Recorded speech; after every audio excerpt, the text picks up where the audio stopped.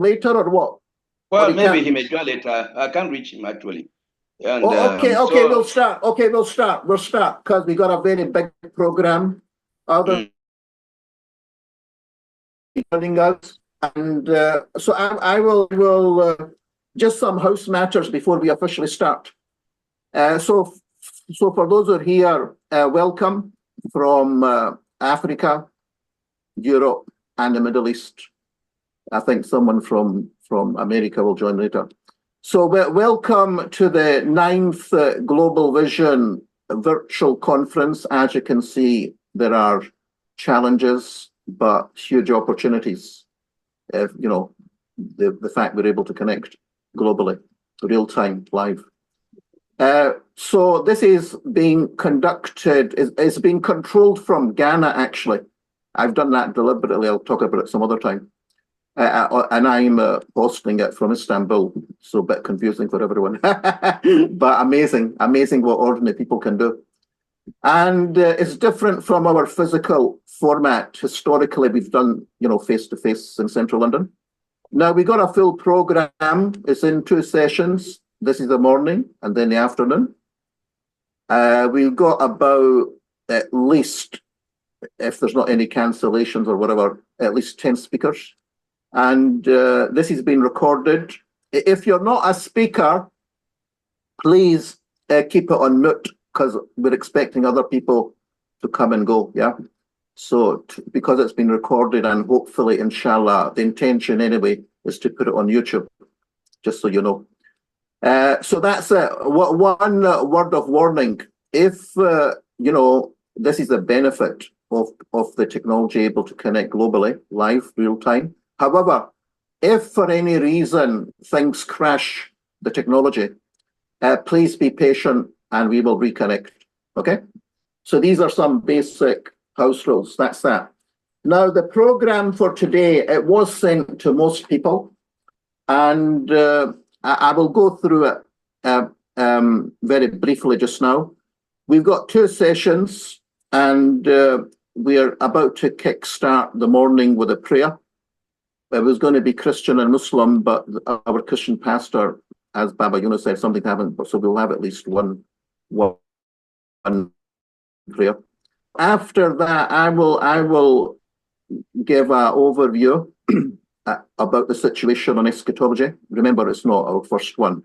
So in a sense, I remember when I was in education, I think called viral curriculum. It's a work in progress and we're not sort of going back to ABC. We are, you know, in a orchestra now, orchestra mode, as opposed to teaching how to sing or play the drum or you know. So we're at quite a high level of discussion, debate. Okay, so after I present the opening, we'll have Baba Yunus from the Africa Islamic Economic Forum. Fantastic, you're collaborating and joining us, Baba Yunus. You're in Ghana, I take it, and he will be speaking on the trials of end times and the global Islamic political economy for 30 minutes. Then we will have Dr. Simon Mowat and Rachel Seal. I think they're acting as a team, a 1-2. And morning, Simon, how are you?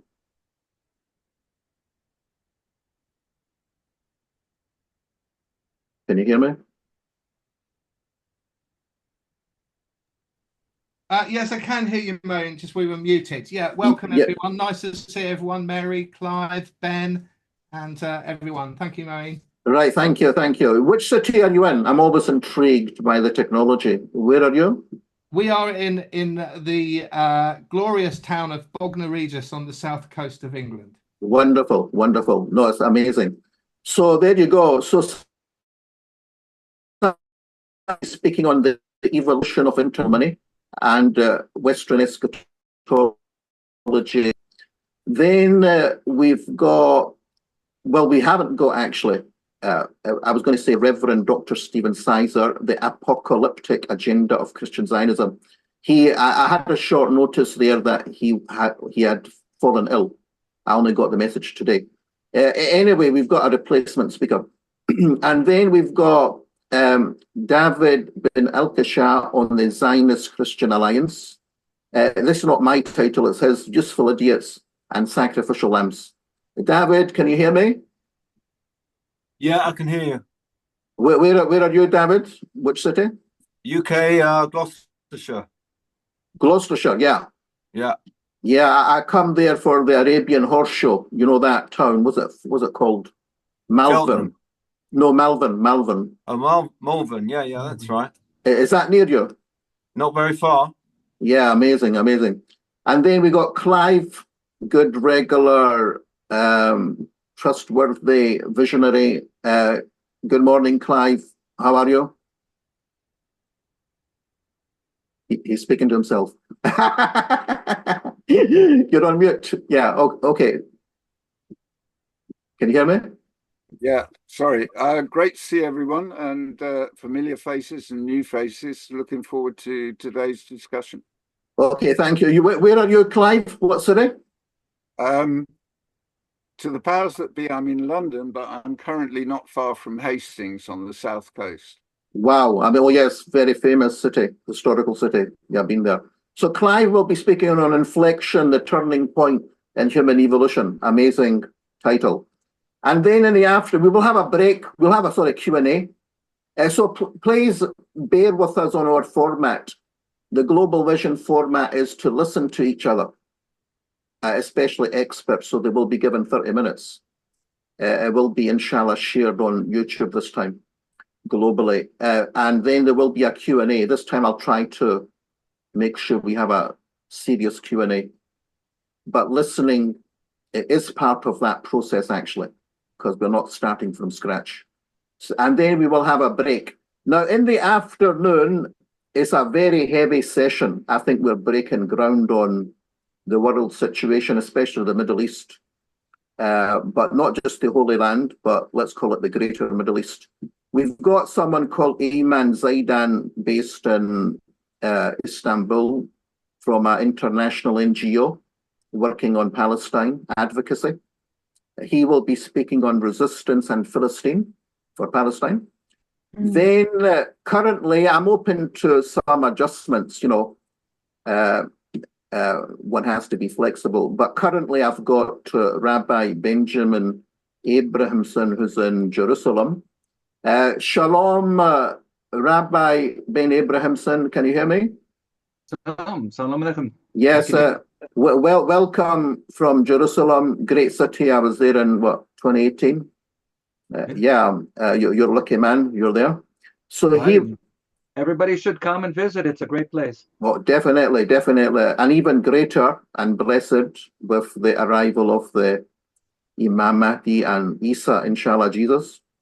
So, so that's why I'm I'm optimistic about events and the future there, despite the current tragedy. So Rabbi Benjamin will be speaking on signs of the hour, the Messiah, which he did last time, which was groundbreaking. But this time I asked him to also look at Jerusalem, if that's correct. So it's not a repetition. So that's a very important presentation. Okay. We have now got Dr. Khalid Owesi. He's from, he'll introduce himself, but I think historically he's from Palestine, Hebron. The birth, I've been there, the burial place of Abraham and sons. So that's amazing. He teaches Jerusalem, Palestine studies at one of Turkey's top universities, and he pioneers Jerusalem studies. So he's there. And then we've got two Pakistani experts, because in Islamic eschatology anyway, what's going to happen in, let's call it that region, will impact the Holy Land. That's quite groundbreaking. Because of language issues, the connection's not made. So one is Dr. Abdul Salam Arif. He's meant to speak on Beit al-Muqaddas, which is Jerusalem, Malhama, the Great War, if you want to call it, and Ghazwa-e-Hind.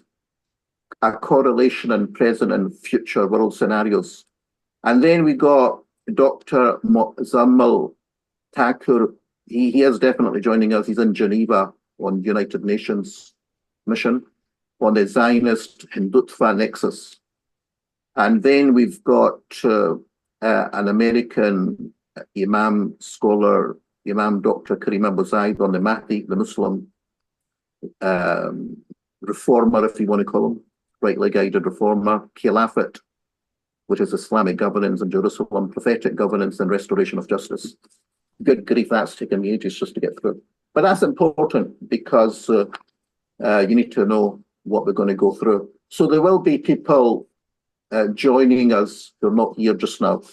Okay, so that's it. So I'm going to give the signal to start. I will start something that most of us share here. أعوذ بالله من الشيطان الرجيم بسم الله الرحمن الرحيم, which means in Arabic to English, I seek refuge from Satan. And I will innovate and say satanic forces and start in the name of God, the most beneficent and merciful. Stop. So I'm going to hand the baton to Baba Yunus to introduce the prayer so that we are blessed.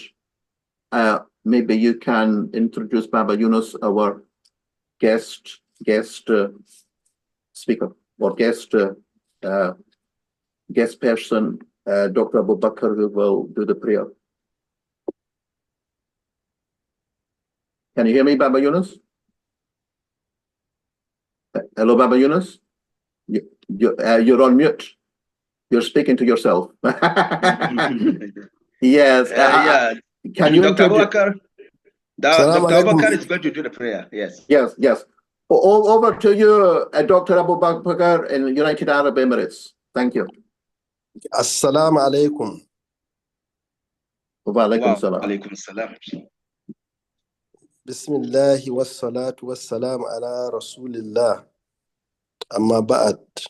So we start in the name of Allah, the beneficent, the merciful, and we hope this gathering will be of benefit, not only to us, but to humanity in general. We pray that we here and throughout our life, we be of benefit to humanity, because the purpose of life is to benefit others. We also pray that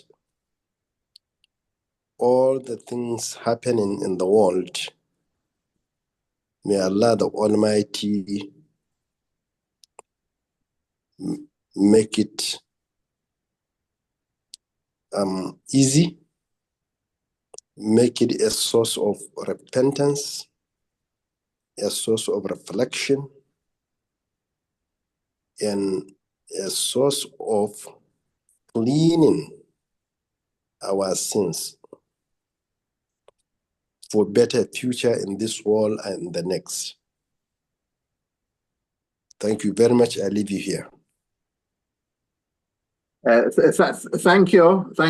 That's a different approach, and it is appreciated.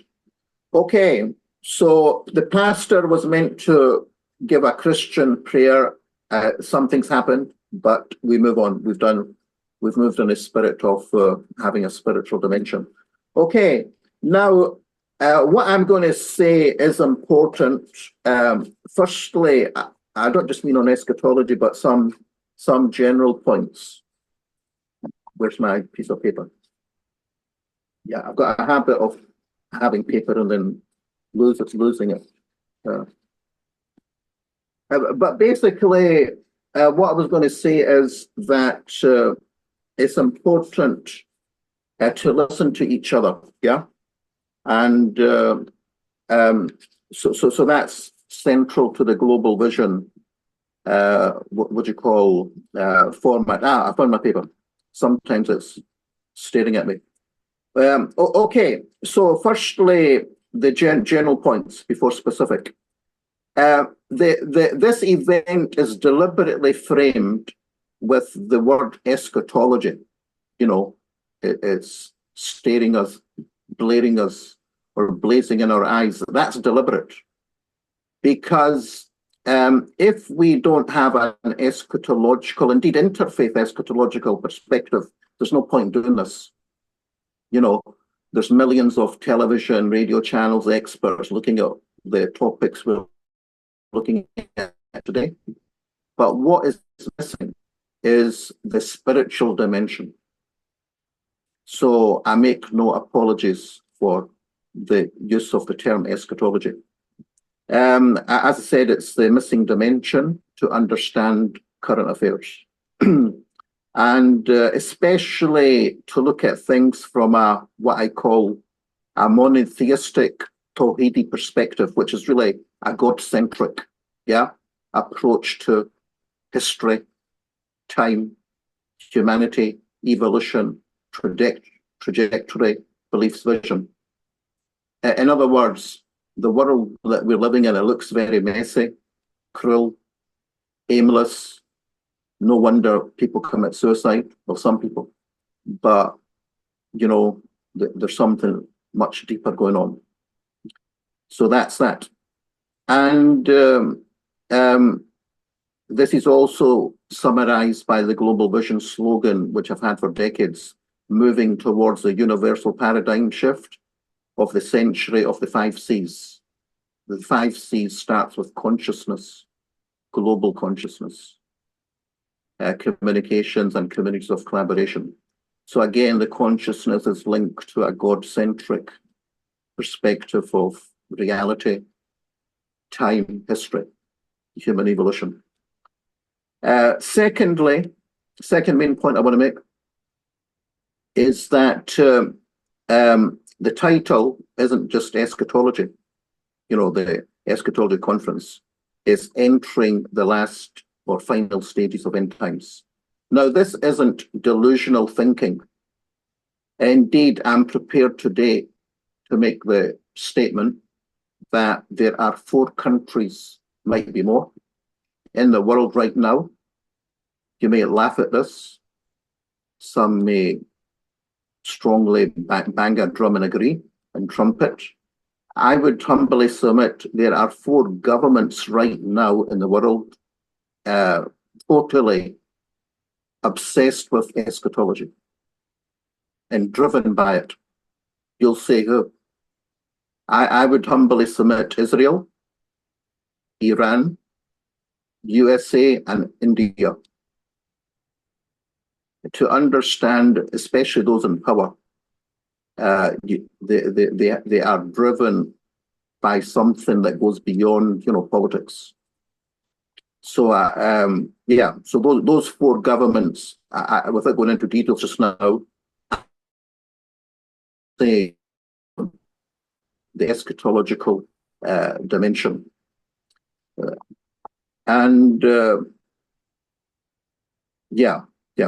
So that's that, and also obviously this event is taking at a time when the Trump regime, the former, notice what I said, former superpower or unipolar power, is in, I wouldn't say disarray, but certainly in a crisis. And if it's not in a crisis, certainly we're in a state of evolution, if not evolution, transition in the world just now. There's a lot of, specifically I'm talking about how countries are dealing with each other. It's changing. You know, who is your friend? Who is your enemy? Who do we want to work with? Etc., etc. So what we call the geopolitical reality or political economy of the world is changing right now. And this affects peace, war, power, diplomacy, and defense. And the other thing I want to say in terms of what you call epistemology, how we look at things, is that usually when people look at the eschatology in particular is really from a theological angle, what the Bible says, Quran, Torah, and it misses geopolitics and political economy. And likewise, all the commentators who are looking at the world, all the experts who come on the screen, or politicians, most of them don't even look at or refer to religion. So, in other words, there's a gap in understanding or handling. It is a special way to look at the world. We're trying to bridge the gap between political economy, geopolitics, and what world faiths teach us, especially Judaism, Christianity, and Islam, even the other faiths, if we find the right experts. So that's that. So in other words, that is quite an important point.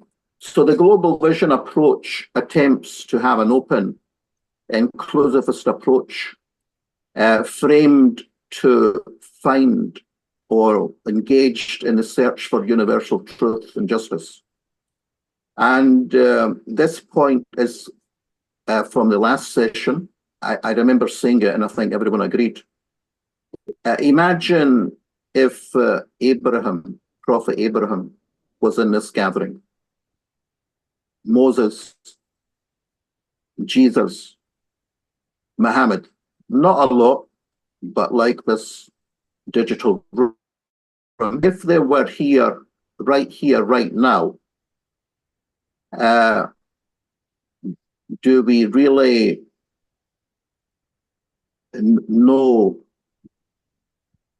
Something happened to the screen, but anyway, the point I'm making is, if they were here and right now, we should be reflecting on how they would be dealing with the challenges facing their communities and humanity.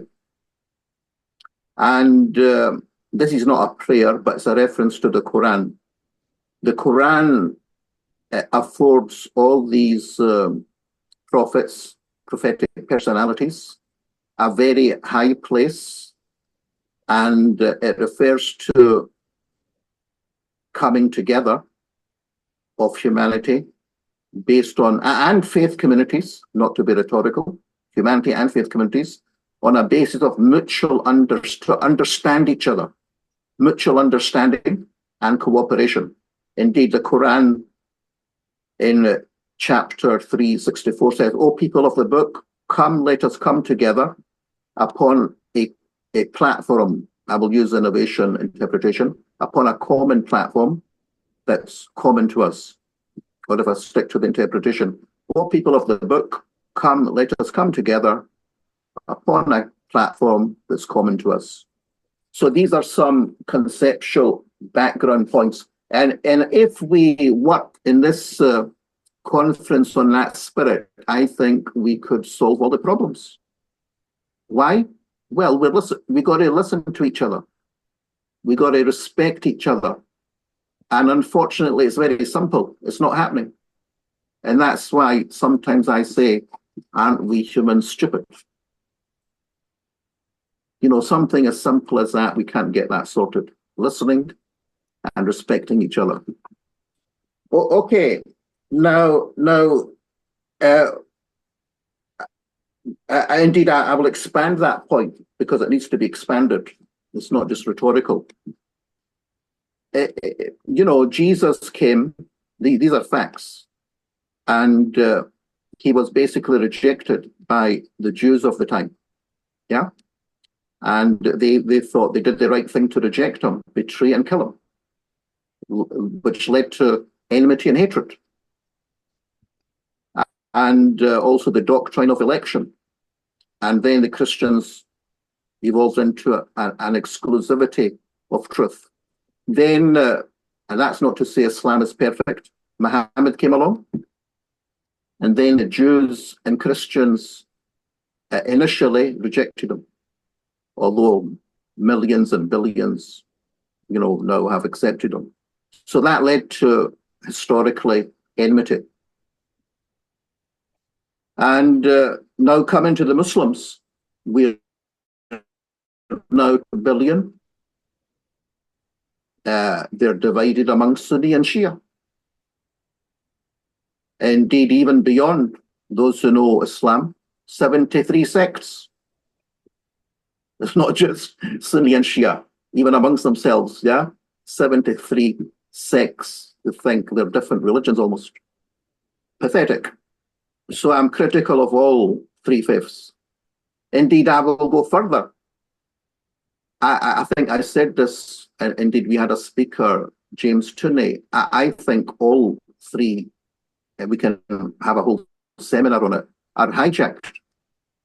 Do we really think that those who control Rome right now, the Vatican, or indeed Jerusalem, the rabbis or whatever, I'm talking about spiritual authorities, and indeed Mecca, the Saud family, do we honestly think that these people are fit, I'm being polite, fit for purpose? Indeed, I use the word hijacked. I'm prepared to say that world faiths have been hijacked, and that includes in India, Hinduism. You've got Nazis in power. I can corroborate that. We've got a speaker going to corroborate that. Do we think they're fit for purpose? Or have they hijacked their religion? So, and this is very important because in end times, Christians talk about an antichrist, yeah? Muslims talk about the Dajjal, etc., etc. Because we cannot listen to each other, because we're not respecting each other, basically fighting each other, pulling each other down, I think this has led to the rise of a global civilization which is atheistic. You know, there are people who don't believe in any religion or God. It's given them room to take over the world. Atheistic, secular forces focusing on the material interpretation of the world. Indeed, I sent an invitation from Patrick Wood. He had a seminar yesterday. He talks about that these forces are inventing a new religion called technocracy or techno-feudalism. They want to create a new man, transhumanism, humanity 2.0. Is that bad? You might not agree with that analysis, but those who are not religious, those forces of godless, irreligious, they're happy with the monotheistic and other faiths tearing each other apart. That's something for all of us to think about. Now, coming to some deeper analysis on eschatology, because I don't just want to pass the baton. I've got a few things to say, if I may. And what I want to say is that, if I can find the paper. Yeah, to understand where we're at, I mean, what I mean by that is time. You might say today is Sunday, April 27th, 2025, or in Islamic calendar, Shawwal, lunar month of Shawwal, 1446. However, I want to go really, really deep, maybe at the core of the earth in terms of understanding history, because I think it will be helpful. What I'm talking about is the rise and fall of civilization, because I think we've entered a storm and we need to know what on earth's going on. In the Islamic tradition, the rise and fall of the Jews, referred to as Yahud, is mentioned. And it's also a fact.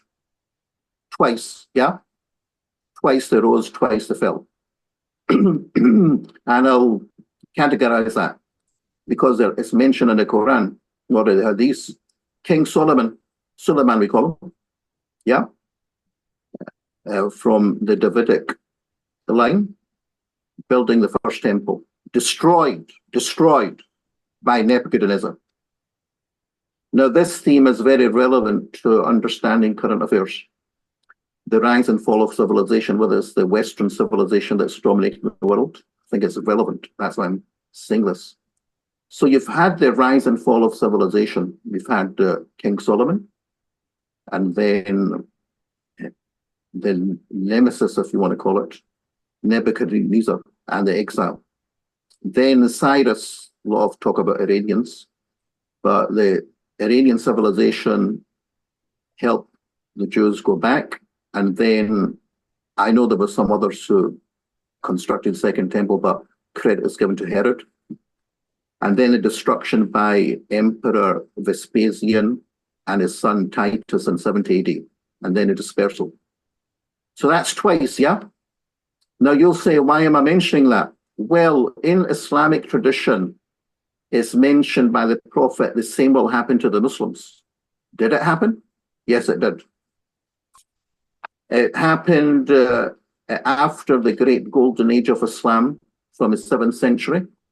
The Umayyads, who even came into Spain, Islamic Spain and India. Umayyads and Abbasids, you had the papacy's crusade. I would call it a pincer movement, 1095 to 1099, the conquest of Jerusalem from the west. But we also had the Mongols from the east. If you were in Baghdad in when was it? 1258, you wouldn't be alive now. It was a horrific massacre. I'm not condemning it, I'm just talking about facts. So you had a golden period of Islam from the 7th century till the 11th. Then you had a real destruction from the Crusaders from the west and the Mongols from the east. But both were stopped in Palestine, interestingly. In other words, Palestine is a historical ground between the four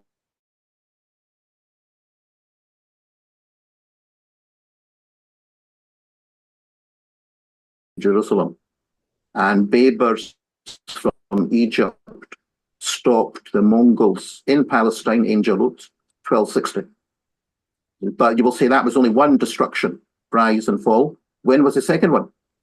Well, some Muslim experts quote the Prophet saying, oh, the nations will come and eat from your table. I think that refers to the Western imperialist age of imperialism, when the Russians, British, French, Dutch, Spanish, Italians, Portuguese, and Germans painted the world, followed by then decolonization. So that's 2 times, yeah? You could interpret it as similar pattern to the earlier Jewish, what do you call Jewish monotheistic brethren.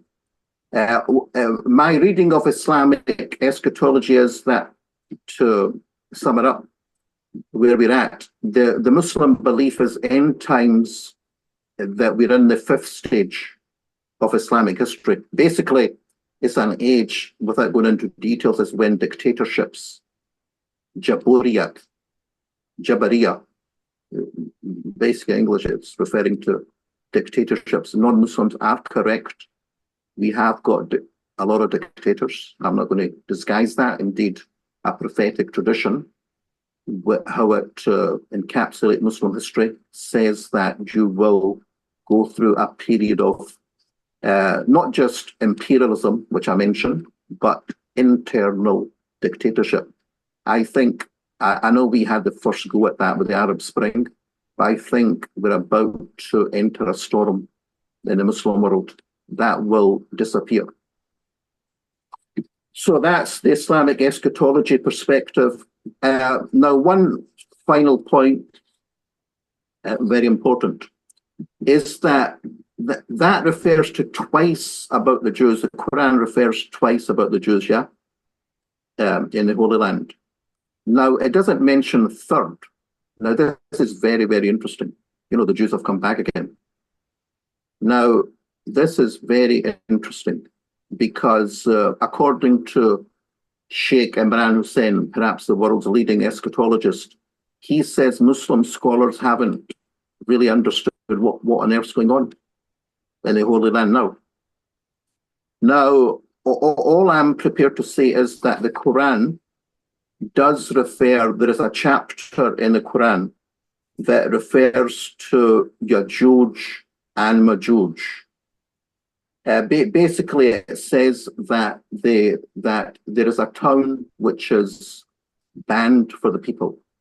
It doesn't mention Jerusalem directly, but from a theological perspective, it's referring to Jerusalem. I would agree with his interpretation. It's in the Quran, but it says that it links it to Yajuj and Majuj. Question is, who is Yajuj and Majuj? Gog and Magog. Who actually brought the Jews? For whatever reasons, I don't want to go into that discussion just now.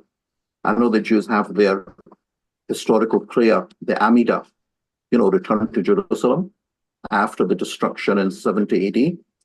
But basically, the point is that the Quran refers to the banning and the end of the ban to Yajuj and Majuj. It's quite clear in the Quran.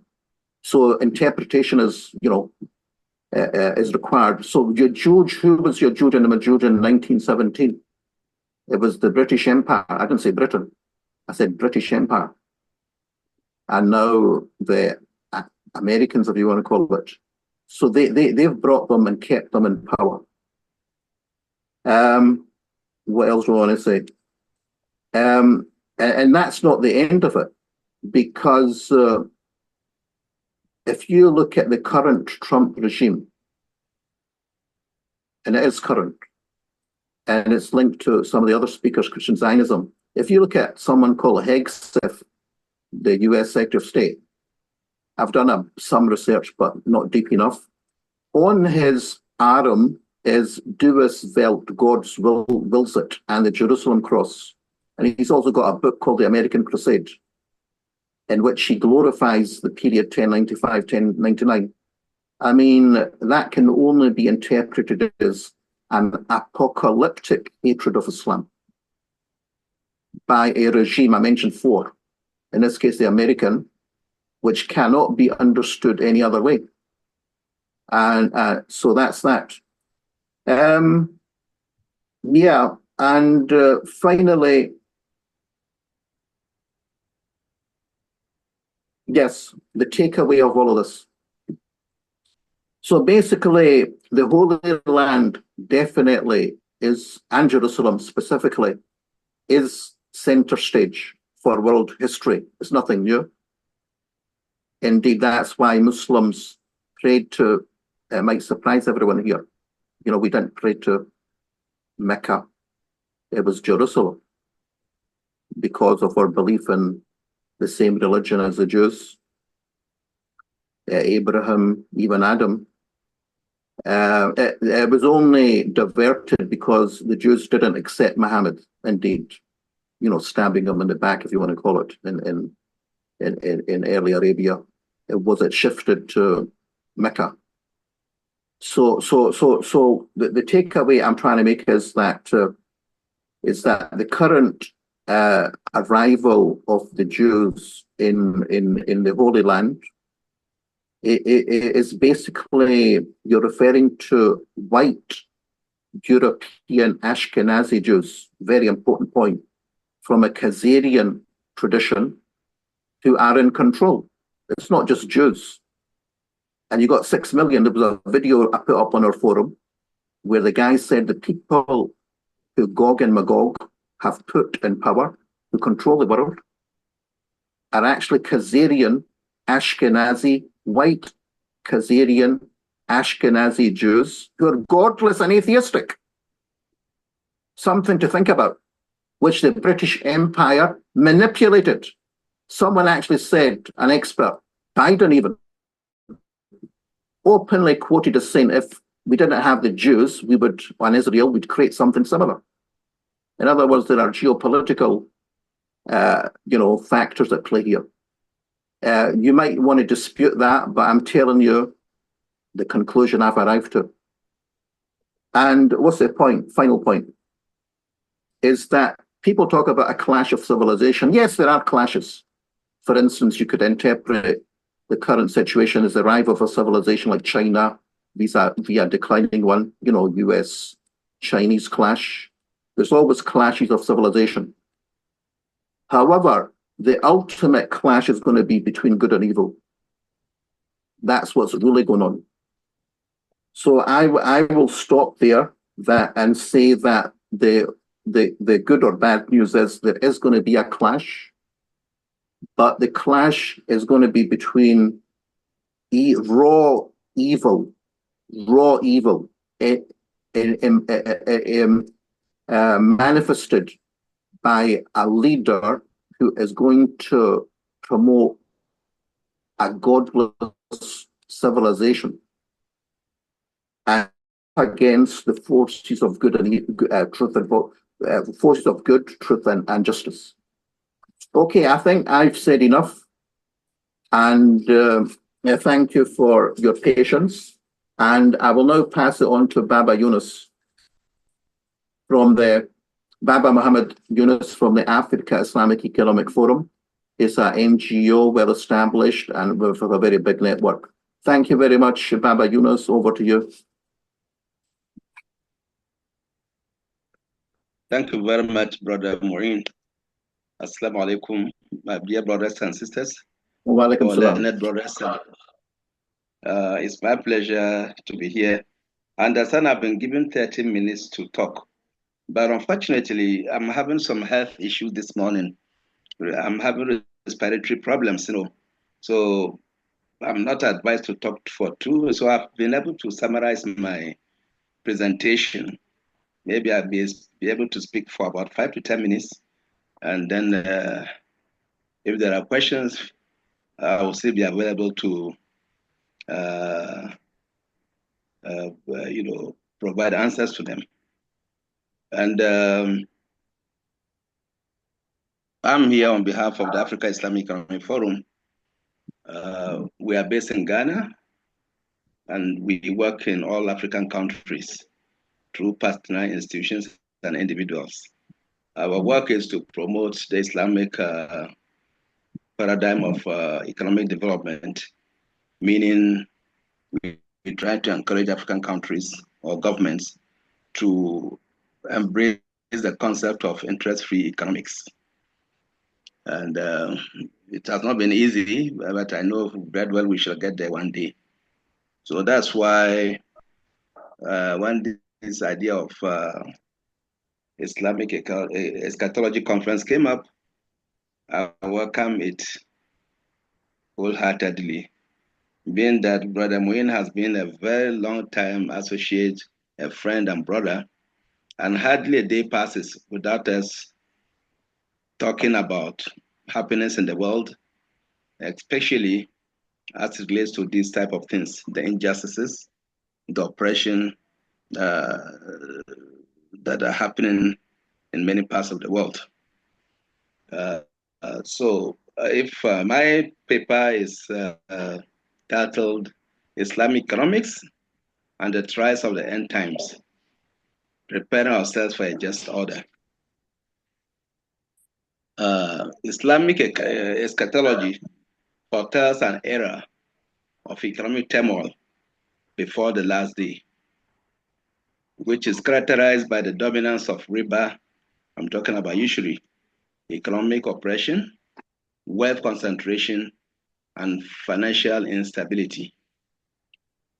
Today, these signs manifest in a global financial system built on interest-based lending, speculative markets, and widespread economic inequality. Many Muslim majority nations, particularly those outside the Gulf Cooperation Council, GCC, struggle with overwhelming debt burdens, dependency on external financial institutions, and structural economic challenges. This short presentation of mine explores the economic difficulties facing these nations, the ethical collapse of modern financial systems, and the role of Islamic economic principles in creating a more just and resilient order. Islamic teachings highlight economic injustices that will dominate the end times. The Prophet Muhammad ﷺ has warned that a time will come when there will be no one left who does not consume riba, and whoever does not consume it will still be affected by its dust. He also predicted that wealth hoarding by a few, while the majority remain impoverished, rampant deception in trade, and financial corruption. Today, these warnings resonate in a world where powerful financial institutions control economic policies. Wealth remains concentrated in the hands of a few and most developing nations, including many Muslim majority ones, remain caught in a cycle of debt and dependency. One of the greatest economic challenges facing Muslim majority countries is the overwhelming debt burden. Many rely heavily on loans from the International Monetary Fund, IMF, the World Bank, and other financial institutions, often under conditions that undermine their economic sovereignty. Below, let me give you an overview of the public debt levels of selected Muslim countries. I'm not talking about the GCC. For some reasons, I've excluded the GCC countries because I think most of them may be swimming with, in petrodollar. So they are just, we can say they are immune to some of these challenges. But then let us look at Muslim majority countries. Let's start with Egypt. Egypt has an estimated external debt burden of $309 billion as of 2023. Debt reduction strategies have included currency devaluation, but inflation remains very, very high. Sudan, which is now a war-torn country, debt has skyrocketed from $61.5 billion in 2022 to $256 billion in 2023, making it one of the most indebted countries in the world. Lebanon, public debt stood at $84 billion in 2023, one of the highest debt to GDP ratios globally. Economic collapse since 2019 has worsened the crisis. Nigeria, with a significant Muslim population, has this debt, I think, has reached $103.11 billion in 2023, driven by heavy borrowing to fund budget deficits.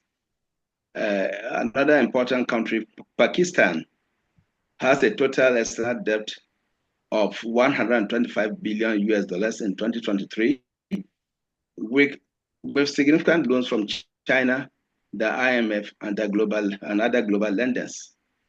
And we have Tunisia, which has a debt ratio of 79.91% of GDP in 2022, with economic stagnation and inflation compounding the problem. Jordan reached 76.8% of GDP in 2022, with external financing crucial to sustaining the economy.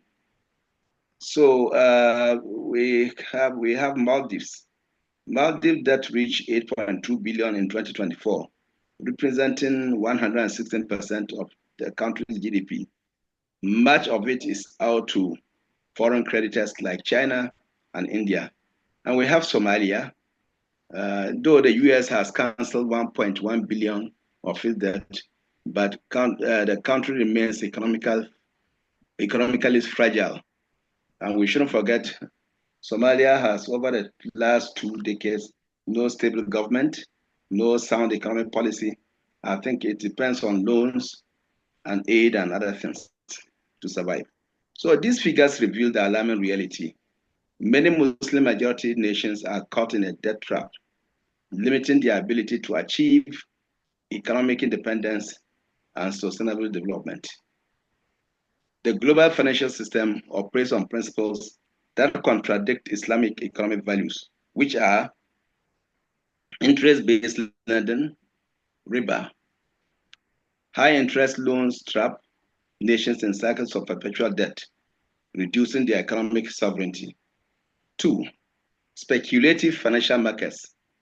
Modern economies rely heavily on stock trading, derivatives, and other non-productive financial instruments, creating artificial wealth while neglecting real economic growth. 3, wealth hoarding and inequality. A small elite controls most global wealth, while billions struggle with poverty, contrary to Islamic teachings on wealth distribution. 4, debt-driven growth models. Governments are pressured to borrow more money to finance infrastructure and public services, often leading to fiscal crisis.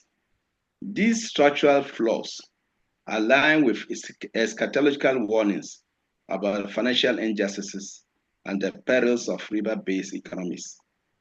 Now let us look at the Islamic economic principles, which can be regarded as safeguards against the foregoing challenges.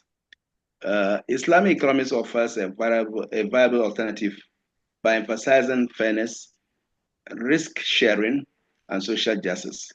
Key principles include eliminating riba, interest-free financial systems, prevent nations from falling into debt traps. Islamic finance promotes risk sharing through mudaraba and musharaka contracts. Yeah. Mandatory zakat and sadaqah. Charitable contributions help redistribute wealth and support the poor, reducing economic disparity. Waqf endowments, sustainable self-replenishing funds, finance public goods like education, healthcare, and welfare without debt reliance. Real asset-based trade.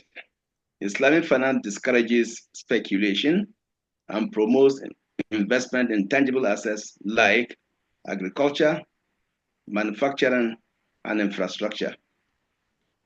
By implementing these principles, Muslim nations can reduce dependency on debt-driven growth and build resilient economies.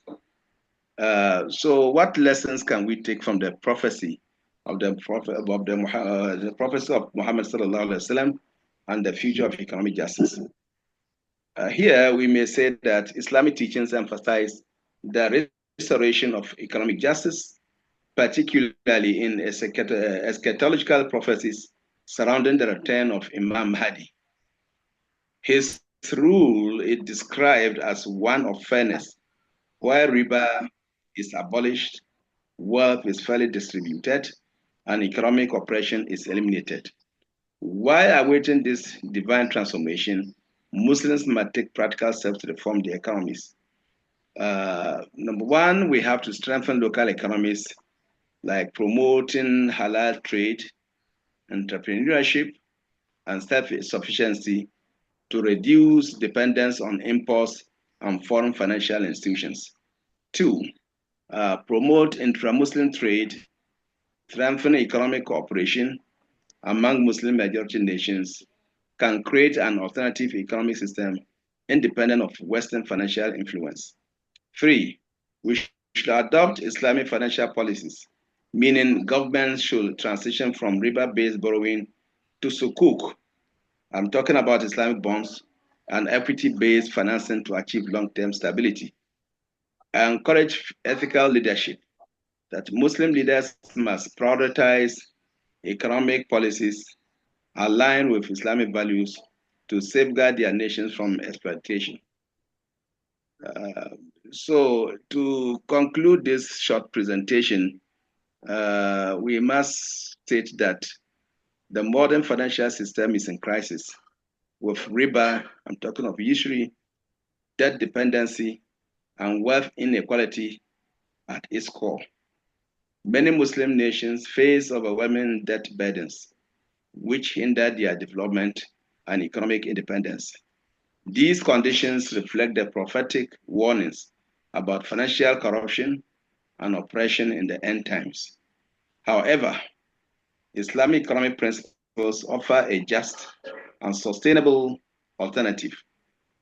By eliminating riba, promoting ethical finance, and redistributing wealth fairly, Muslim nations can escape the cycle of debt and establish economic sovereignty. The trials of the end times are unfolding before our own eyes, and the response of the Muslim Ummah must be proactive, reviving Islamic financial principles to build a more just and prosperous future. So now the choice is clear. We should continue down the path of financial dependency or embrace the wisdom of Islamic economics to restore economic justice. Thank you very much indeed for your time. Thank you, Baba Yunus. Can you hear me? Yeah, I can hear you. Yeah, firstly, that was a great, succinct presentation. Thank you very much for that. Also, it's based on not just academic rhetoric, but your dealings, if that's a word, dealings with those in power. Thank you very much for that. The only thing I would suggest in your presentations is that I think Africa, which I think is going to be a harbinger of change and perhaps a future driver of the world economy, is there is a need for more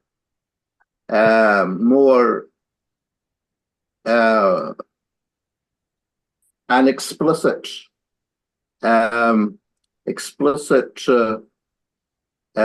not condemnation, I'm trying to get the right words, but understanding of how global imperialism, enslaved Africa, you know, like the Berlin, the Conference of Berlin, where the European powers, carved up the continent, and also the dehumanization, not just imperialism, brutal imperialism, but also dehumanization. I think that is important to highlight in African perspective, and I'll tell you why.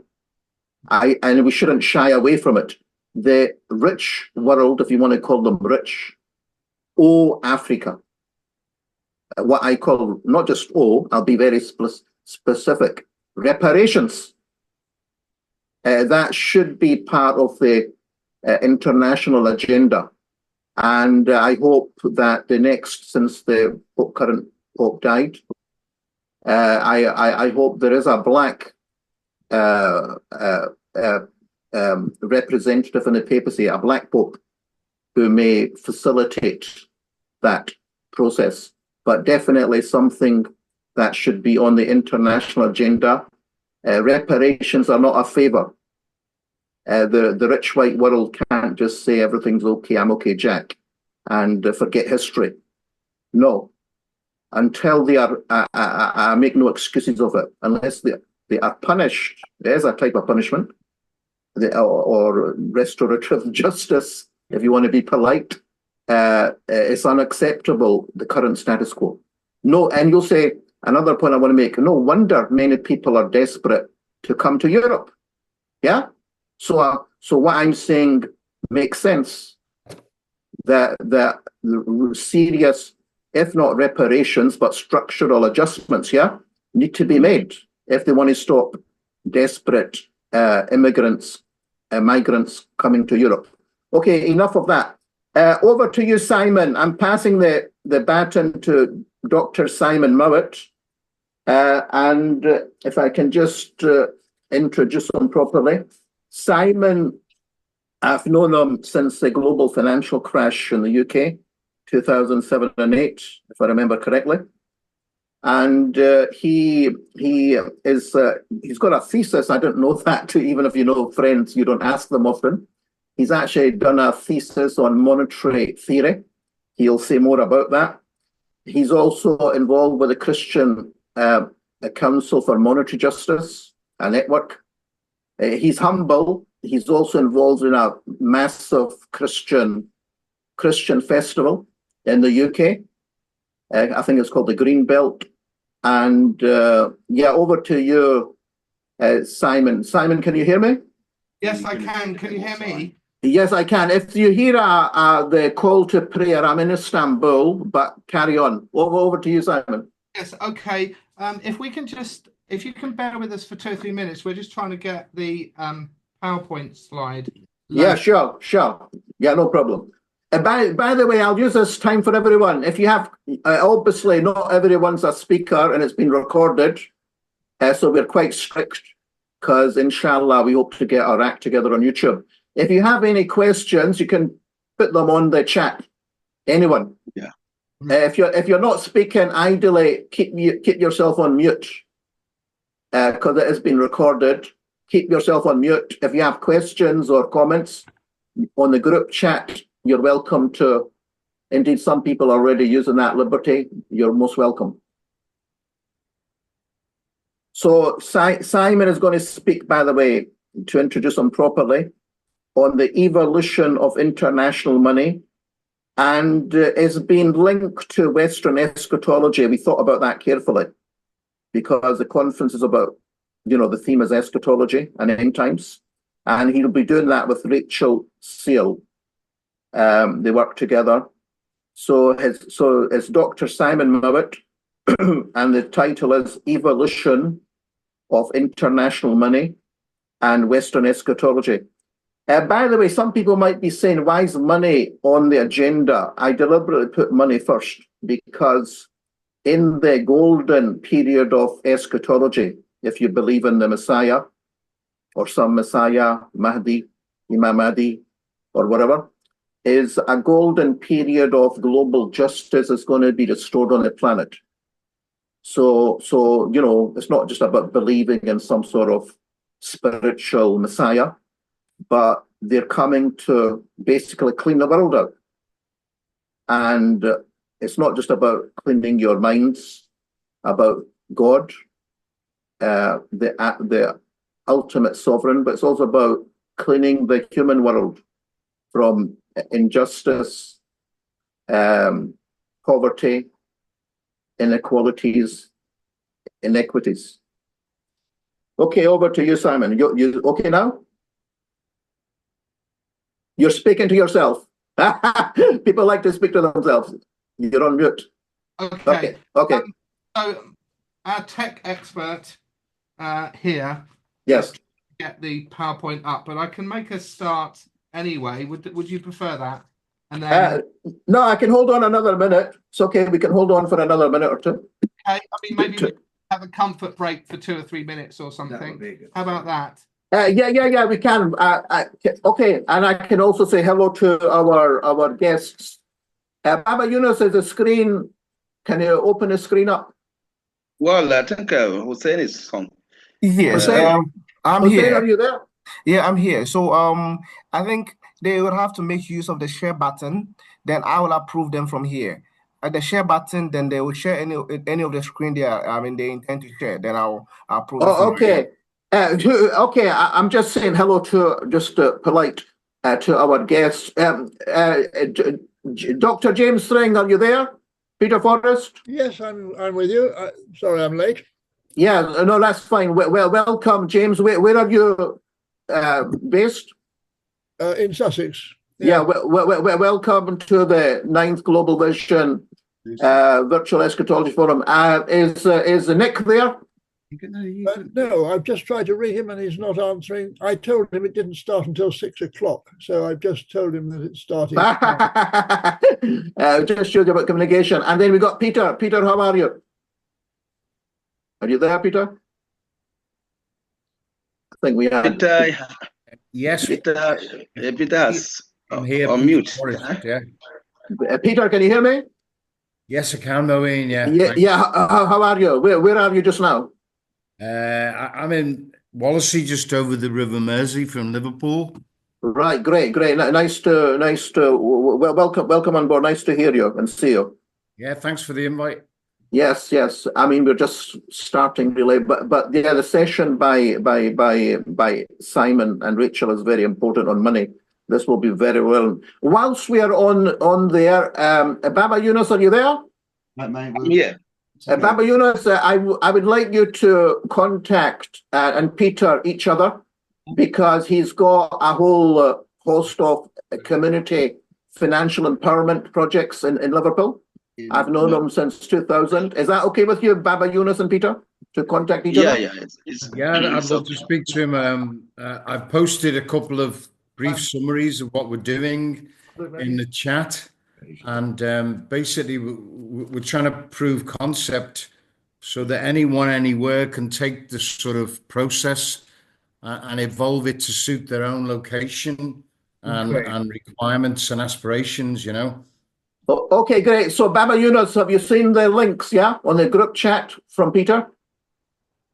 Let me see. No. Yeah, he sent his what's the word? His okay, okay. Yeah, check. That's his contacts. Yeah. That's a family WhatsApp chat. Yeah. Okay, No, it's on the screen. It's on the screen. Yeah, the group chat. Yes, I've seen it. Yeah. I think you're ready. Is that right, Simon? Are you ready? I am. Yeah. Yes, I am. Oh, okay. Over to you. Looks good.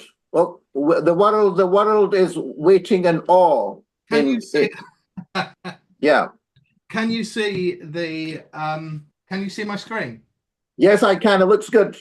You got 30 minutes and additional for Rachel. Carry on.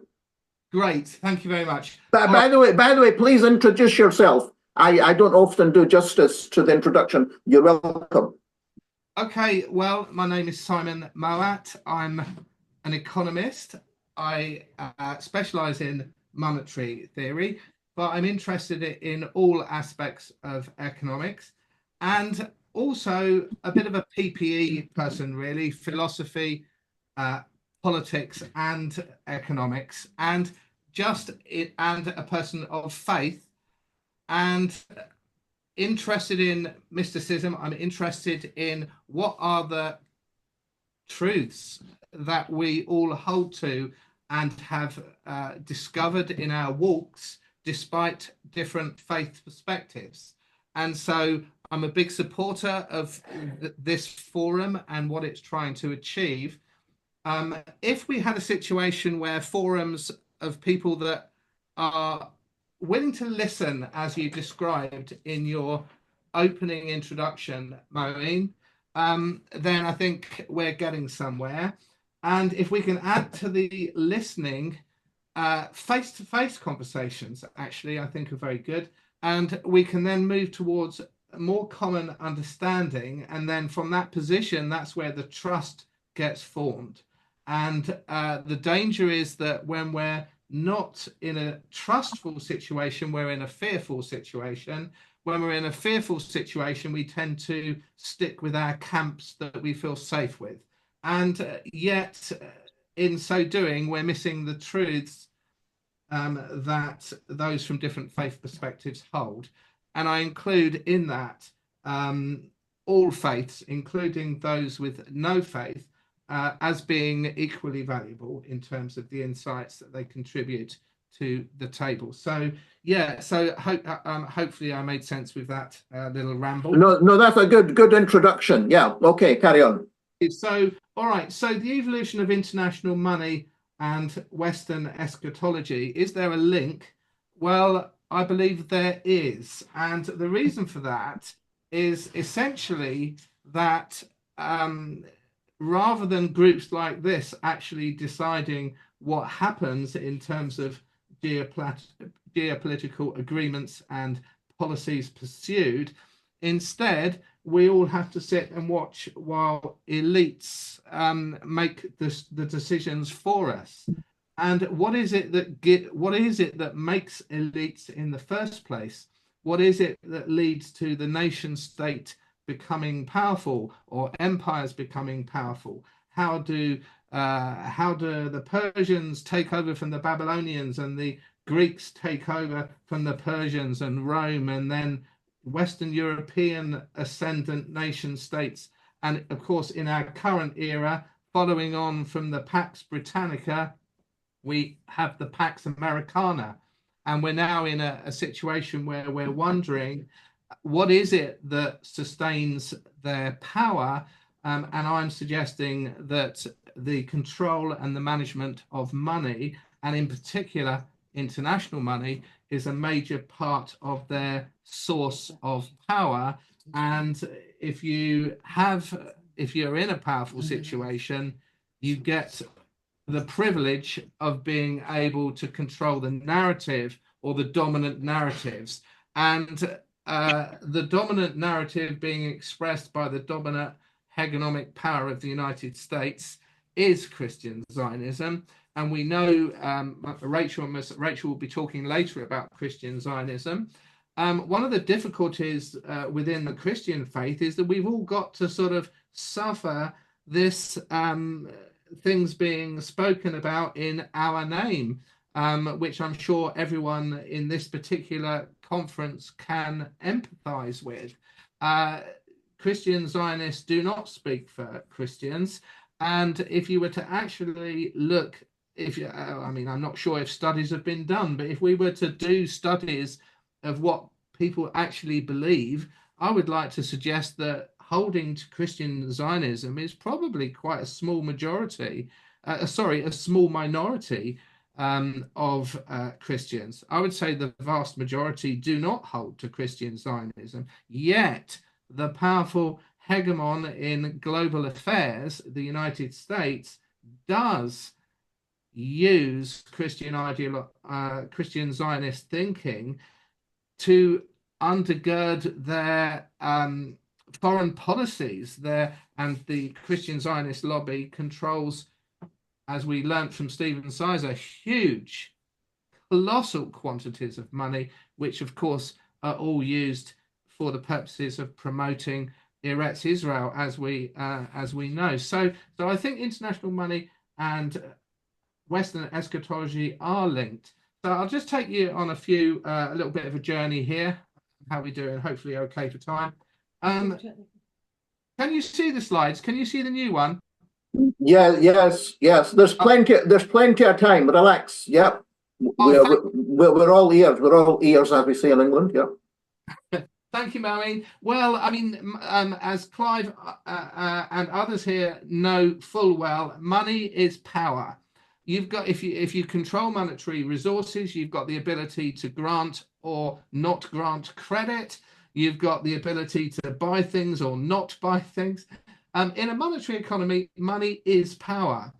But particularly in a global economy, international money, and by international money, we mean money that is used for international cross-border settlements, for global markets in commodities, oil particularly, that I'm sure we're all familiar with, and also the key reserves of central banks. This is power for people that, whether they're private groups or whether they are nation states, the control of international money gives power to private groups and nation states. US hegemony ensures that its narratives prevail through its geopolitical sphere of influence. So that's something that I've stated in the introduction. Well, we talked to, Moen, you talked about the rise and fall of civilizations. We've all talked about this. What is it that enables a state, a nation state or an empire to actually survive? Well, you need access to productive output. You need all of the economic productive powers behind you. You need to be able to tax to gain the resources. You need the money in the monetary economy. Without that, a state is a failed state.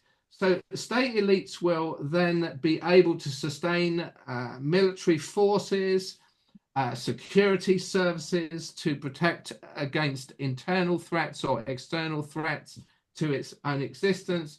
You're able to gain tax revenue and, perhaps most importantly, have a huge influence over media and intelligentsia.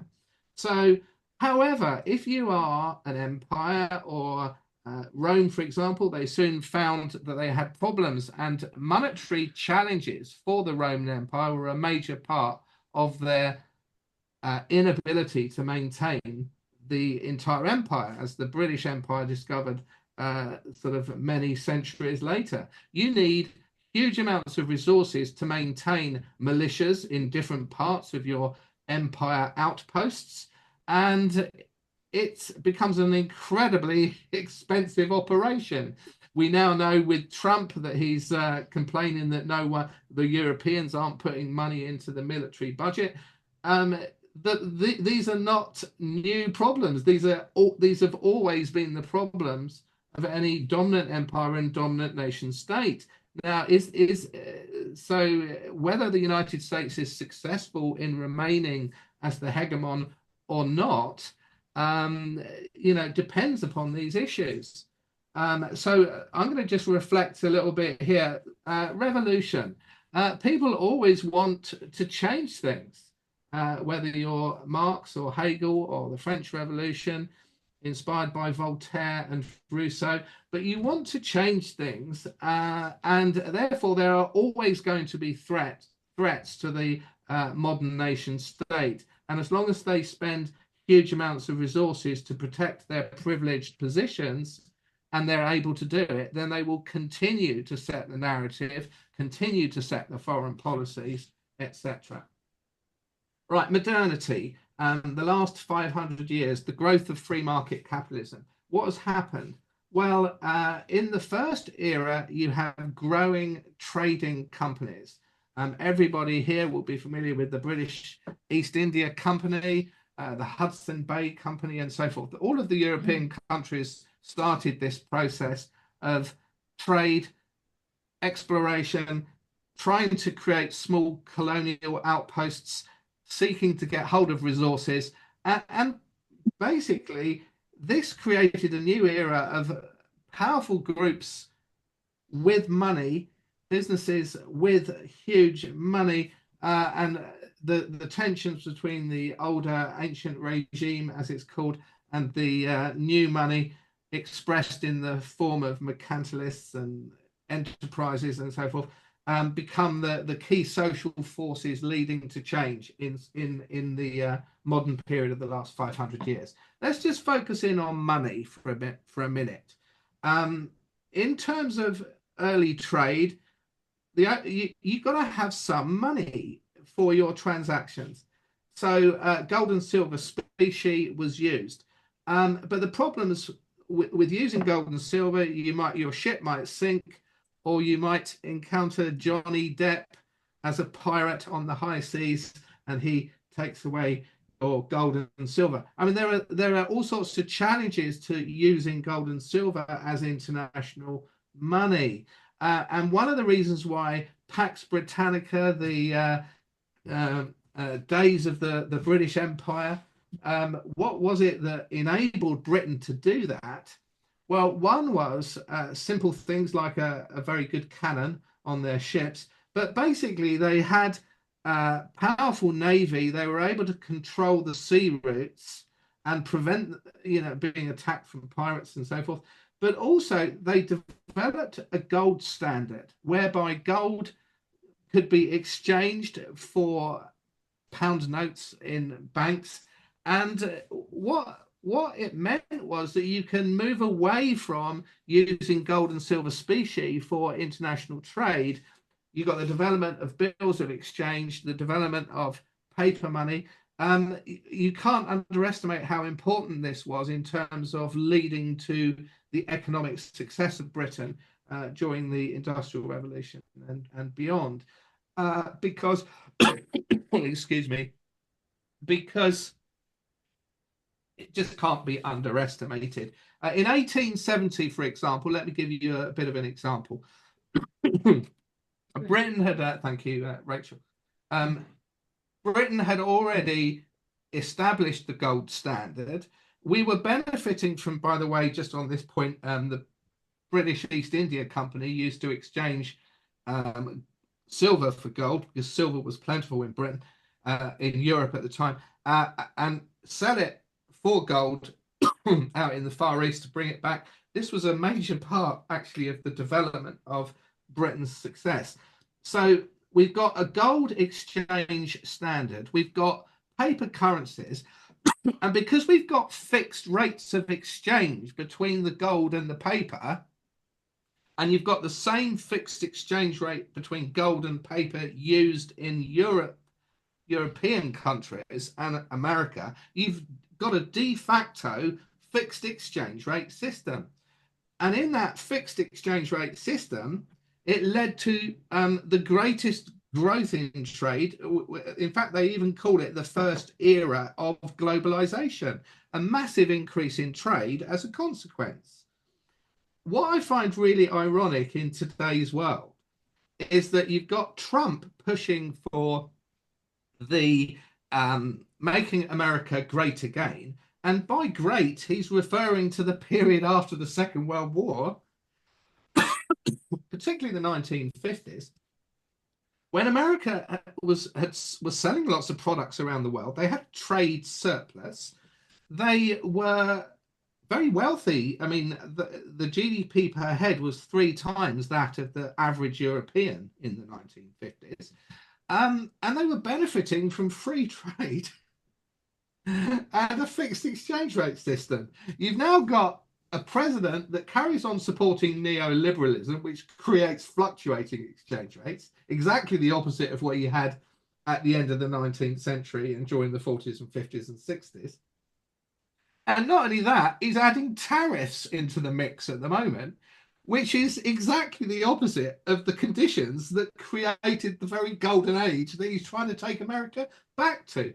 Anyway, I just find that a bit of an irony, but I'm hoping that that makes sense to us here. I'm trying to often go away from that. Fractional reserve banking, we'll all be aware of that. We do know that the Western world made huge sums of money from banking, basically. I think you'll like this quote, by the way. This is from Marx. And Marx is referring to money making in central banks and central banks supporting private fractional reserve banking. The credit system focused on national banks and big money lenders and usurers that surround them is one enormous centralization. It gives this class of parasites a fabulous power to not only decimate the industrial capitalists, they can exert power over businesses at times, but also they can be very dangerous. In other words, Marx is pointing out that allowing a group of people to become very powerful because of their control of the credit system, but we could add to that international money control as well. We are talking about, this is why we've got some countries that dominate and others that don't. And this reflects in eschatology, because that what they are trying to achieve, it gives them power and clout geopolitically to achieve what they want to achieve. This is just pointing out that power from money obviously changes every time you get an exchange rate change. It makes one currency more valuable than the other. Obviously, you've got lots of changes going on all the time in monetary affairs. Let's just focus in a bit on the rise of Uncle Sam. How did America become great, or how did America become the dominant country in the world? Sitting Bull, the Indian leader that fought in the Battle of the Little Bighorn, that is cited by historians as the turning point in the subjugation of Native indigenous American Indians in North America. This was really major part of America's rise to economic strength, because they had industrialized by this stage later than in Europe. about 10 or 20 years later, they had industrialized, but it was on a small scale. Once they'd created the larger scale of the entire United States, they were able to achieve economies of scale, and their industries became the strongest in the world during this late 19th century period. And it all happened as a result of subjugating the Indians. Alexander Hamilton, if those of you not familiar with him, he was one of the founding fathers in the United States. Alexander Hamilton, there is a saying in America today, what would Hamilton do? A bit like Christians might say, what would Jesus do? You know, they say, what would Hamilton do?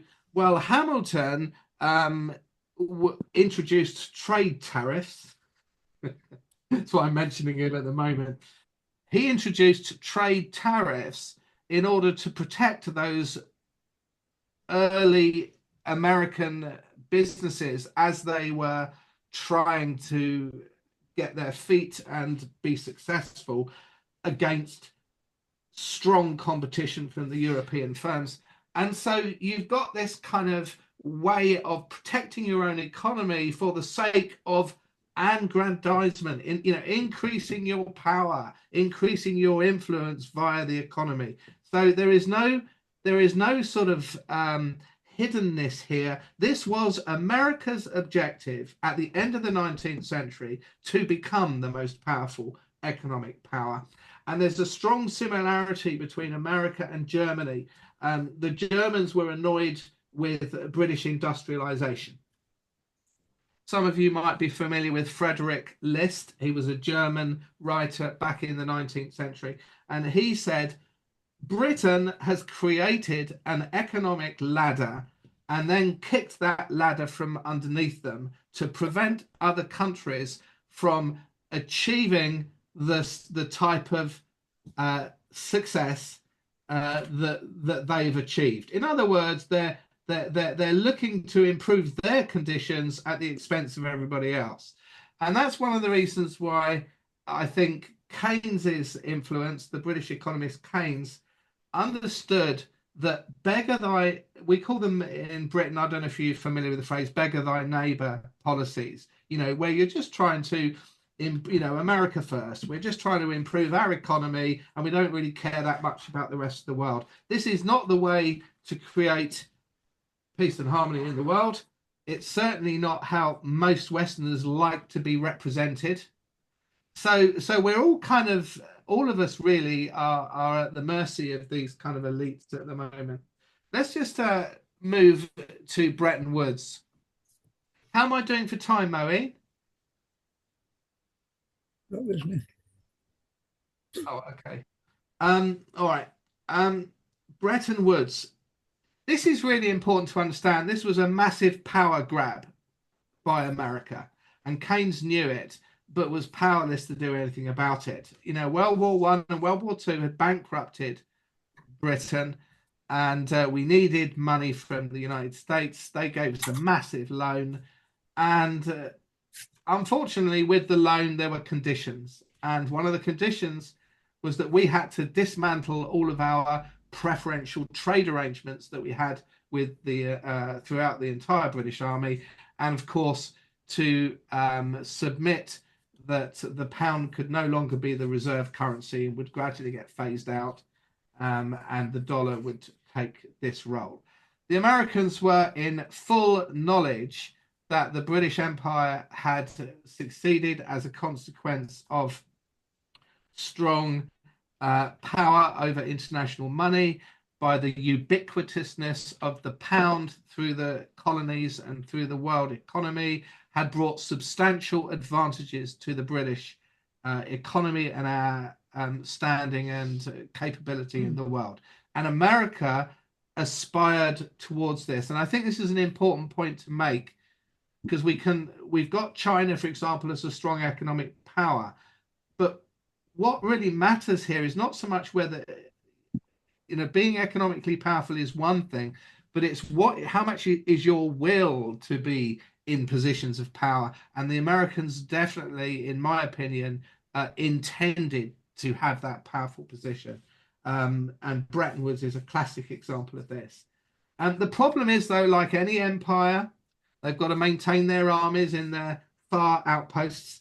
And as Britain, of course, discovered with our militia in the colonies at the time of the colonial war with America, this is not an easy job, right? And similarly, if your currency is going to be the currency that you want to be used by the rest of the world, then there are problems. And this is known as the Triffin paradox, after the economist Robert Triffin. He basically pointed out that if you want your currency to be the world's reserve currency, well, it needs to be desirable, so it needs to be able to hold its value. And one of the problems with that is that you need to run a trade surplus in order to maintain its value.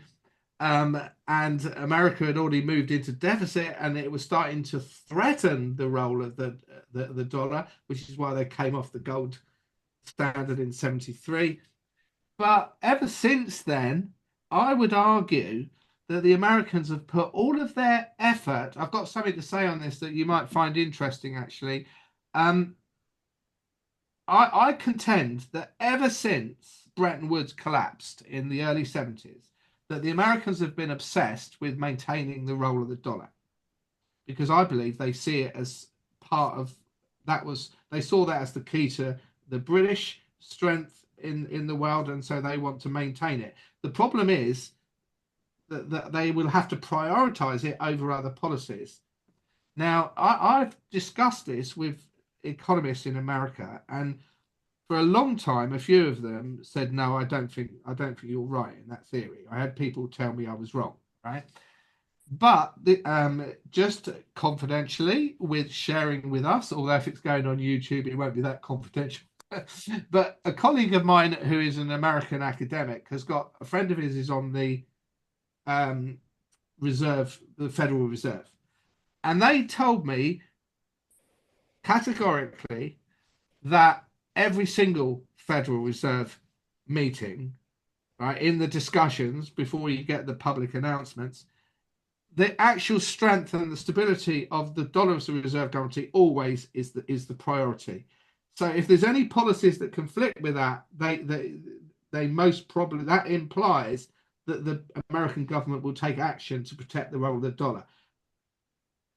Iran, for example, that wanted to create its own oil bourse denominated in euros, would have greatly diminished the demand for dollar in the world and therefore undermine the strength of the reserve currency. Iran, as we know via Chris Cook, Moeen and I probably can remember this. We met him at a meeting once and he told us about this. He was part of the delegation in working on this arrangement with the Iranians.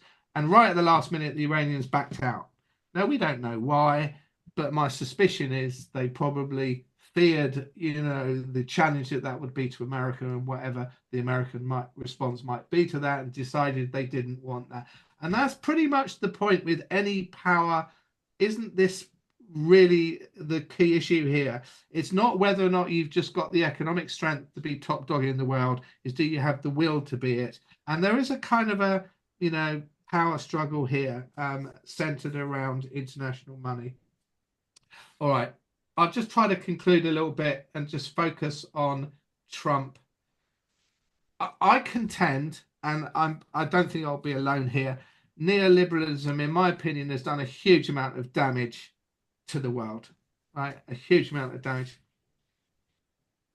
One of the things, it's created big instabilities in financial markets, which some people benefit from through speculation and whatnot. But it's created instabilities. And also we've had a massive buildup of debt, by the way. A quick word on that. America's the biggest debtor in the world.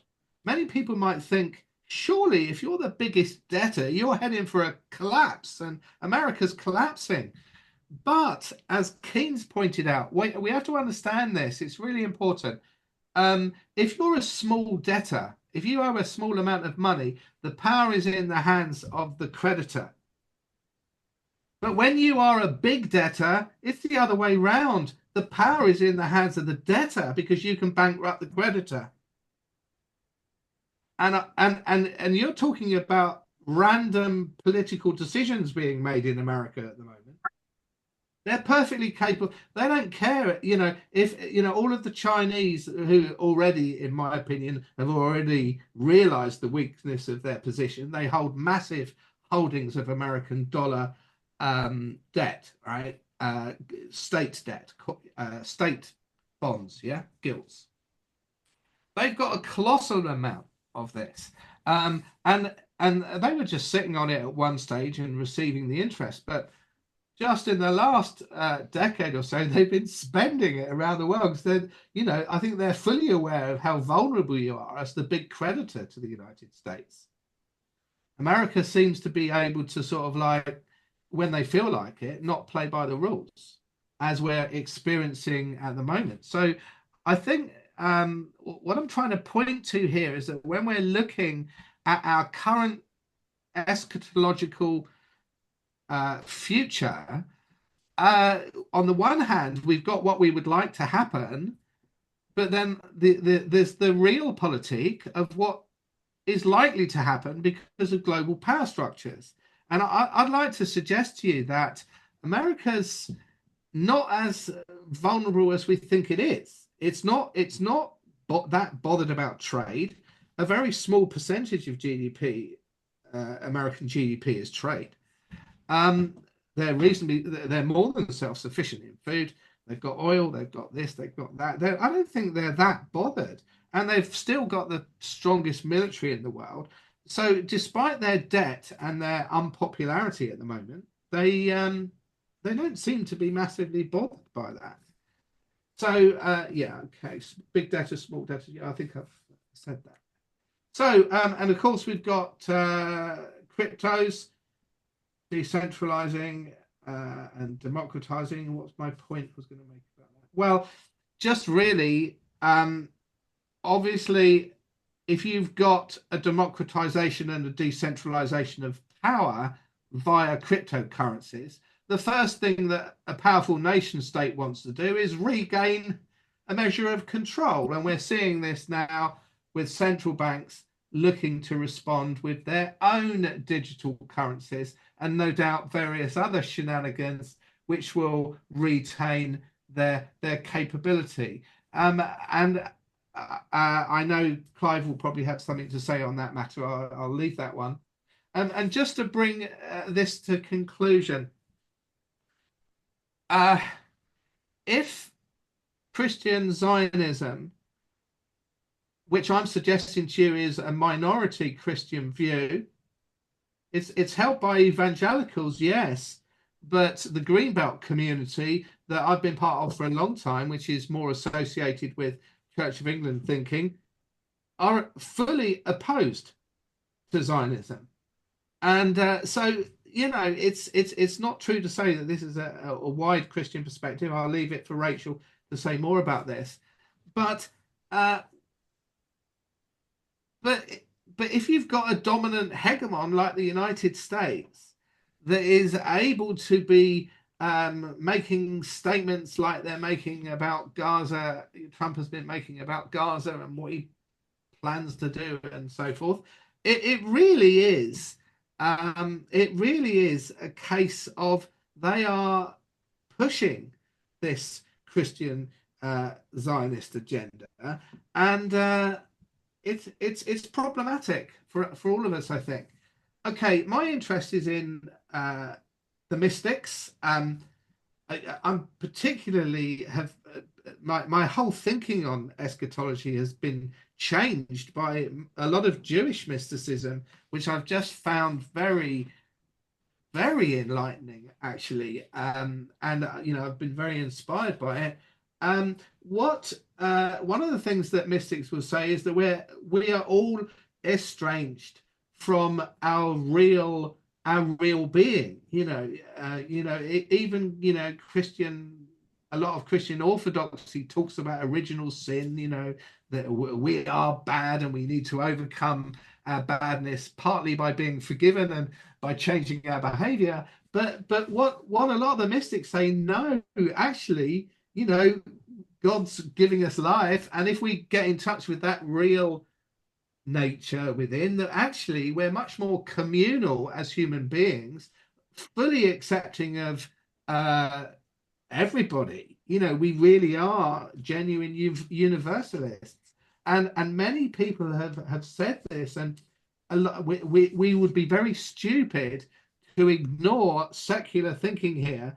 Secular thinkers and atheists, you know, the you know, Christians and Muslims and religious Jewish people, all are keen to sort of point out, you know, that they would see themselves as having a better position.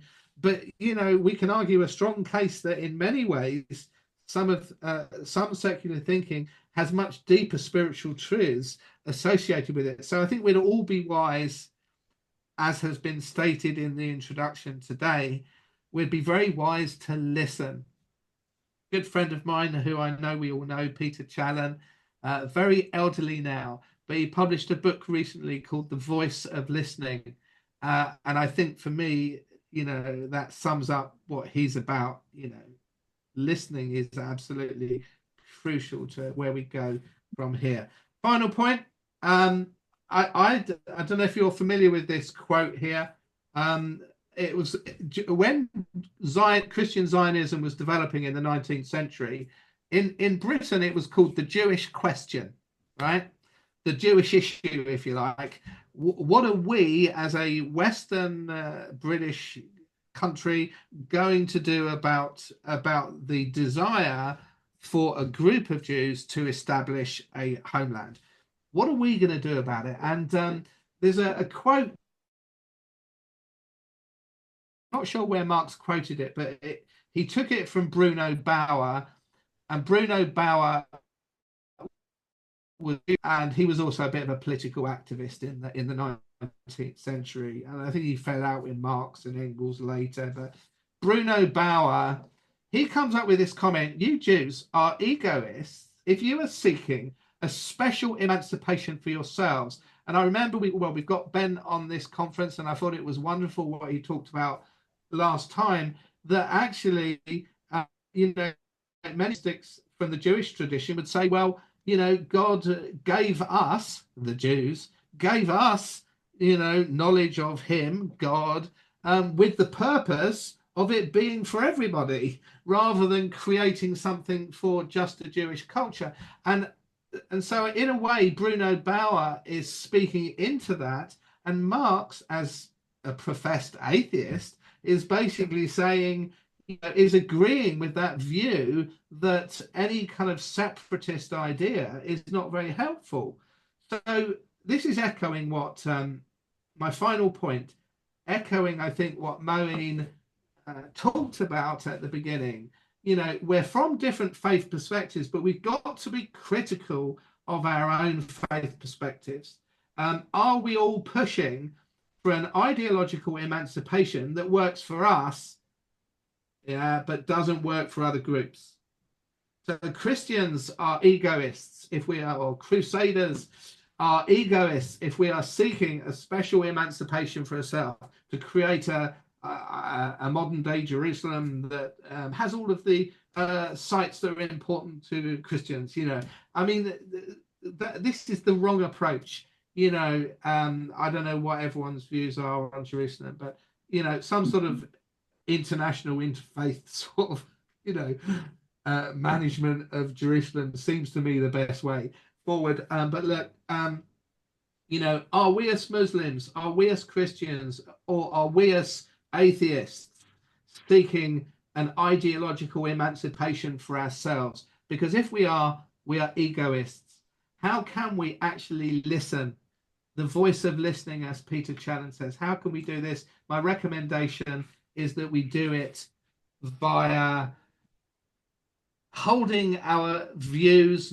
We don't need to let go of our beliefs, but when we hold them very strongly with a strong ego, then we're forcing other people we're trying to get other people to let go of their ideas. Why don't we just somehow try to get out of our egos to create common understanding for peace on earth? Yeah, I think that's a adequate place to. Sorry for not gaps. I'm very mindful that I didn't leave any gaps between sentences. I do apologise. Thank you, Maureen. That's great. That's brilliant, Simon. Just a quick word. Your point about the dollar, or in our forum, there's a thread called the Imperial Dollar. One of our top threads hits over 1 million hits. We got to look at the Imperial Dollar and its connection to the American Empire, but it's quite complex, very complex, fall of civilization. I know you're an expert on money, but in the equation of the dollar currency, in the rise and fall of civilizations and power, or imperial power, the American Empire, the role of destruction, I know people are not going to like this, but the role of the destruction of an empire and how it can happen can have a divine, what's the word? Divine factor. Obviously, when you've got power, that's the last thing you want to hear. But I think that needs to be explored. So over to you, Rachel. I think you're going to take this thesis further. Thank you very much. You can introduce yourself as you wish, Rachel. Can you hear me? Yes, sorry, I just got getting my slides up now. Yeah, sure. Yeah. I would take that off and then start talking and saying your way.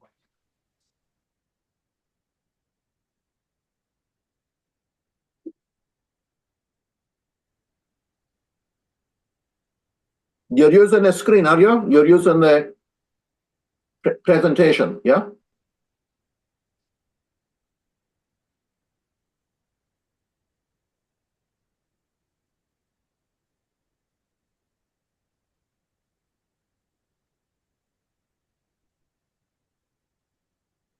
Yeah, just introduce Rachel briefly. She's working with Simon, but she's got her own organization, the Big Blake Project. For those who don't know Blake, maybe Rachel will explain, was a visionary, and she's going to talk about Christian Zionism. Over to you, Rachel. Right, can I just ask you, can you see the slides? Yeah. You're ready. You're ready. Right, okay, brilliant, good to go. Right, so my name is Rachel Searle. Thank you so much for having me, Moeen. We worked together, I think about 3 years ago. I came to one of your other conferences, which was really good. And also at Greenbelt Festival Simon worked at. We did a workshop together. Yes. Good to be doing something with you again. Yeah, thank you. Look forward to your perspective. Indeed, this is a key what's the word? Key topic, especially with the Trump regime. Yes. So this is very much a personal perspective. I'm not an expert on Christian Zionism. What I've thought to do is to present you with the background to Christian Zionism, where it's come from. When I went to Jerusalem, some of the things that I witnessed with my own eyes, and then look briefly at what's happening now and try and understand it in the context of the history and what opportunities there might be and what the dangers are looking forward. So Zionism is a particular belief held by some Christians that posits it's God's will for believers to support and facilitate the creation of an erect Israel. The view is prominent in the United States and to a lesser extent the United Kingdom. Evangelicals are more likely to be Zionists than traditionalists.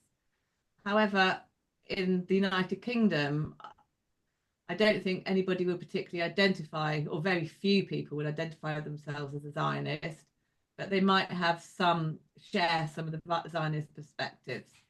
Whereas in the United States, it seems to be much more of a cohesive force within the evangelical movement. I think about 70 to 80% of evangelicals in the United identify as Christian. Even though I was have been an evangelical Christian, I wasn't really aware of Christian Zionism until I went with my friend Naomi Foyle, poet, academic, writer to Israel and Palestine in July 2018. I have been an active member of a house church for over 13 years, but wasn't really aware of the beliefs of Zionism or the ubiquitousness of Zionism. I went out to Israel and Palestine in my capacity as a founder of a Bognor organisation called the Big Blake Project, which is named after poetic links and maybe understand Blake's Jerusalem, who was a kind of eternal female partner for Albion, his personification of England. So it's very much looking for kind of spiritual connections. On a personal level, in particular, I wanted to put my feet on the land where Christ was born, Bethlehem. And so I arrived in Tel Aviv, Balfour Declaration, which I'll talk more about later. So as an evangelical, with a fairly literal approach to the Bible, I believe that the Jewish people should have their own state back in the land of Canaan. I wasn't familiar with the term, but I was a kind of soft Zionist looking back. However, Israel does not need to be an undemocratic apartheid state, one that fails to recognise human rights of all its citizens, and I've never subscribed to the basic belief that God will bless or curse us depending on how we treat the descendants of Israel. I would further add that in my little reading of both the Old and New Testaments, if God does take sides, he sides with the poor. What you do for the least of these, you do to me. There is also a difference between Zionism and the actions of the state of Israel. God is beyond powerful. He doesn't use bombs and tanks to carry out his will. Instead, he chooses to use humble hearts. Or, as Jesus simply taught, the meek will inherit the earth. I believe God's will can be seen by forgiving and serving. God has given us an agenda of reconciliation to Christians and his world through the once and all sacrifice of Jesus. And this is therefore a long way from the carte blanche to carry out legislative oppression and state murder. A reading of any guidebook A reading of any guidebook mentions the importance of the Balfour Declaration.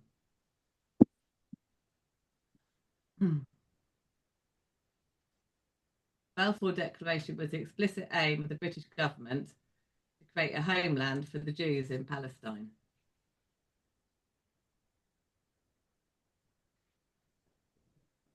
Screen sharing. Do it? I want to get rid of that down. Get rid of that, just click on the X. I think that's going to play the whole Oh, leave that. Leave that.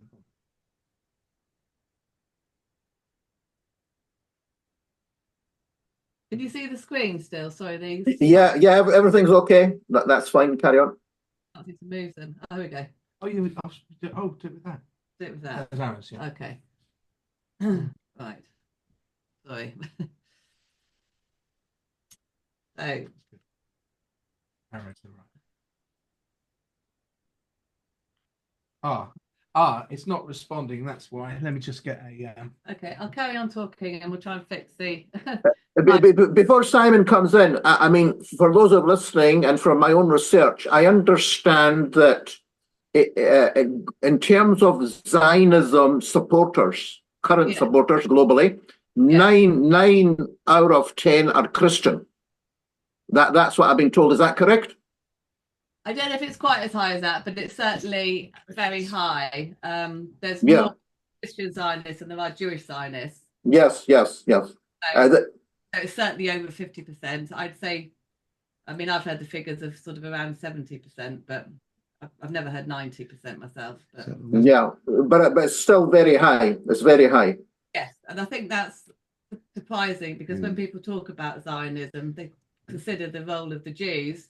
And they think really it's a Jewish lobby, where the natural fact it's pretty much a Christian lobby. Get rid of you. No, but as I mentioned in my presentation, Yajuj and Majuj, we cannot understand what's going on with the return of the Jews without understanding the people who control the world, which is the Western empires or European empires, especially, you know, the British and American. Yeah, I made that point. Yeah. Yes. No, okay, carry on. Yeah. Just use the arrows with. Right. Okay. Right. So anyway, reading of any guidebook mentions the importance of the Balfour Declaration, which you know, obviously came from Britain. The Balfour Declaration was the explicit aim of the British government to create a homeland for the Jews in Palestine.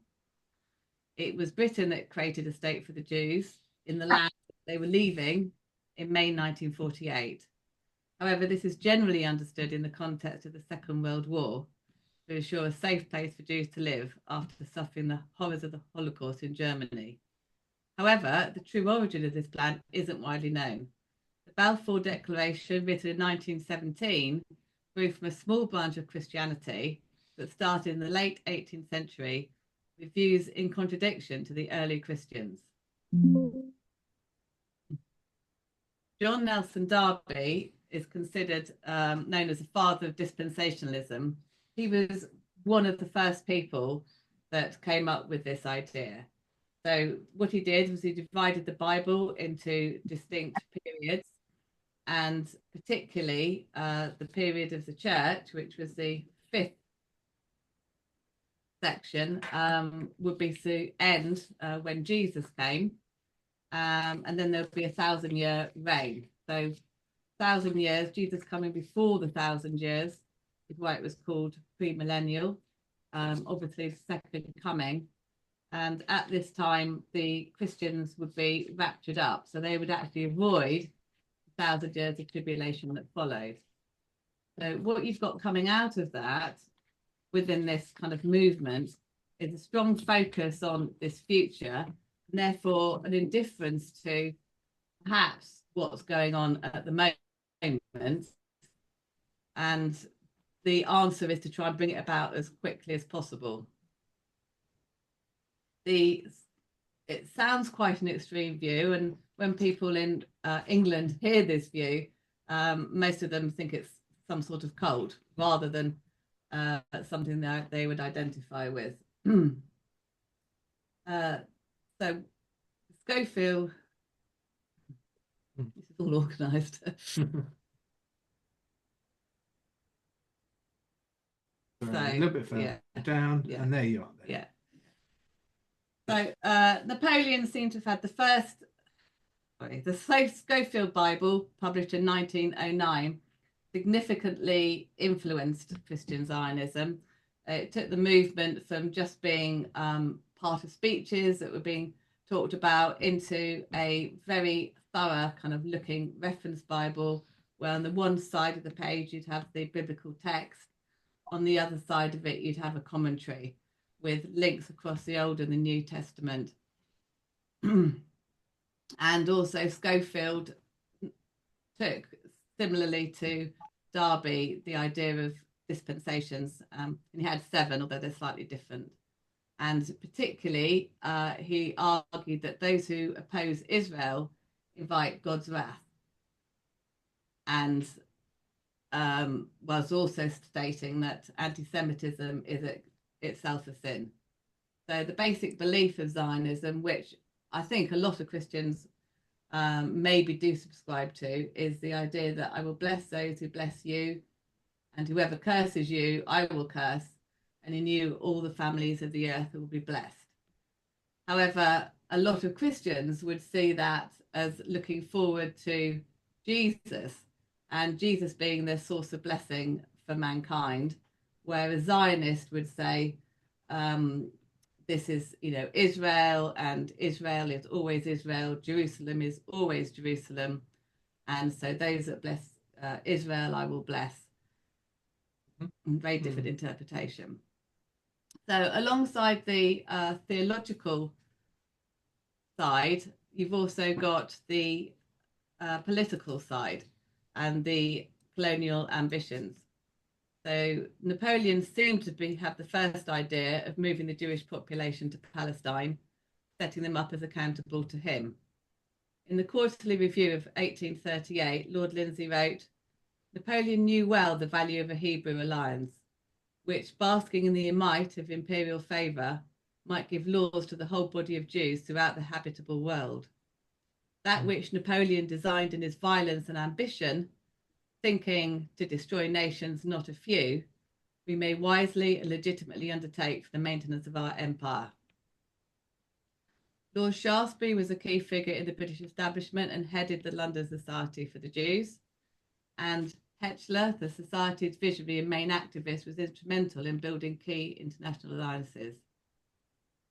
Hetschler visited Russia, Ukraine, notably Odessa in May 1882, Istanbul and Germany.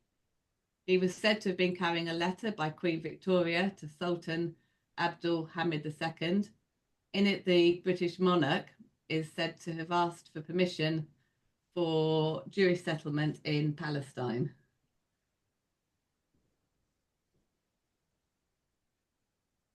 Can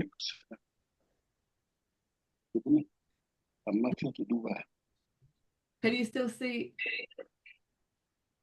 You still see these slides? The slides disappeared. Okay.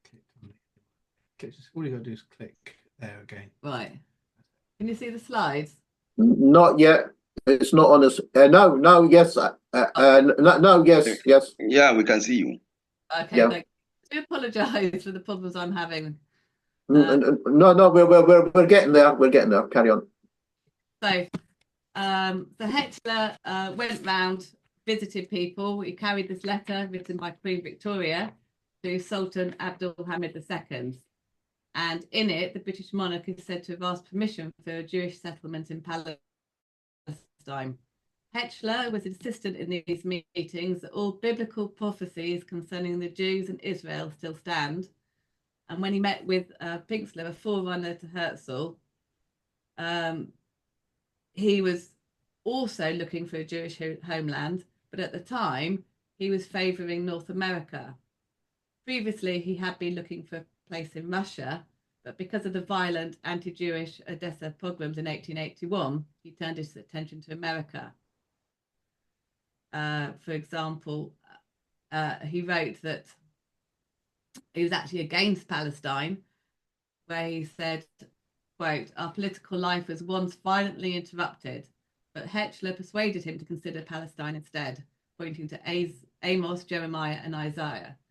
So Hetschler was a Christian, and as was Shaftesbury, and so it's key that it's actually these Christian Zionists that actually were instrumental in pushing out this kind of fairly narrow eschatology to a political agenda. And Just a quick one. You're talking about, just to be clear, you're talking about Protestants, for those who are not Christian.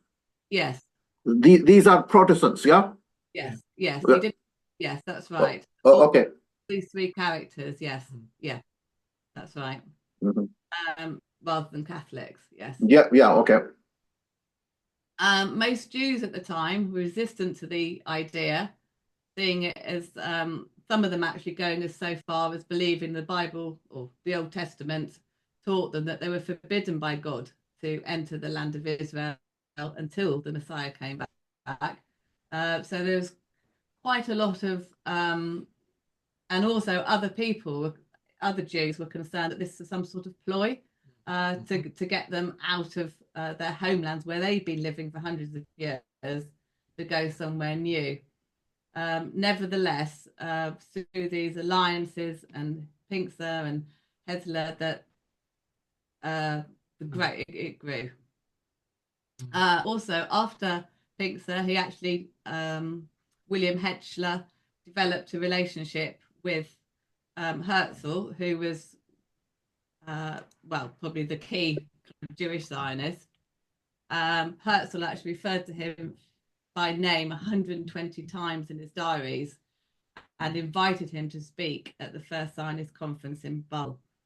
And Hetschler opened with these words: as a Christian, I believe in the Jewish national movement called Zionism, because according to the Bible, yes, according to the ancient Hebrew prophets themselves, The Jewish state must once again arise in Palestine.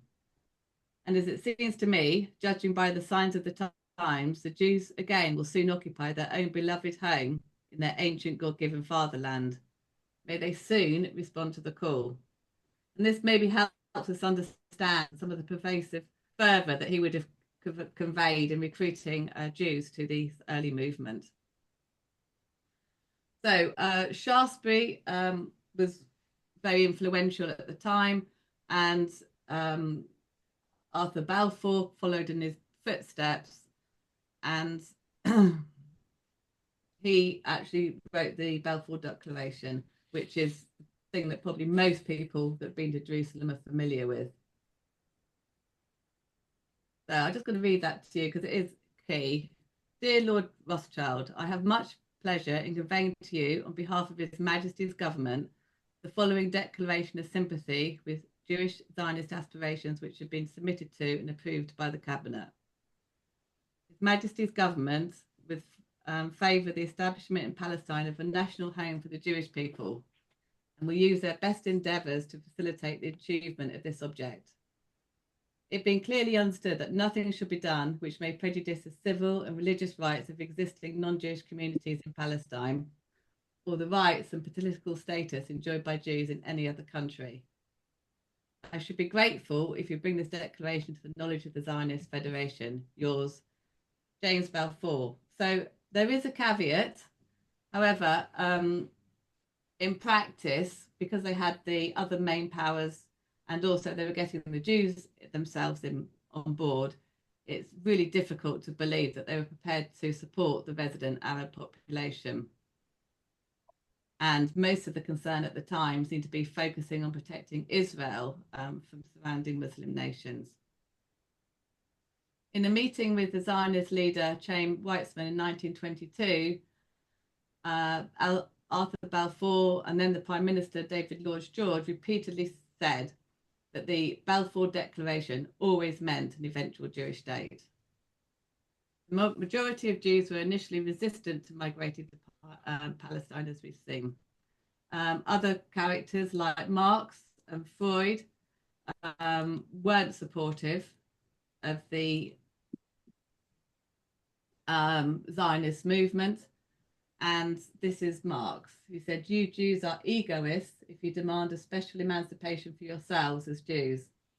As Germans, you ought to work for the political emancipation of Germany, and as human beings for the emancipation of mankind.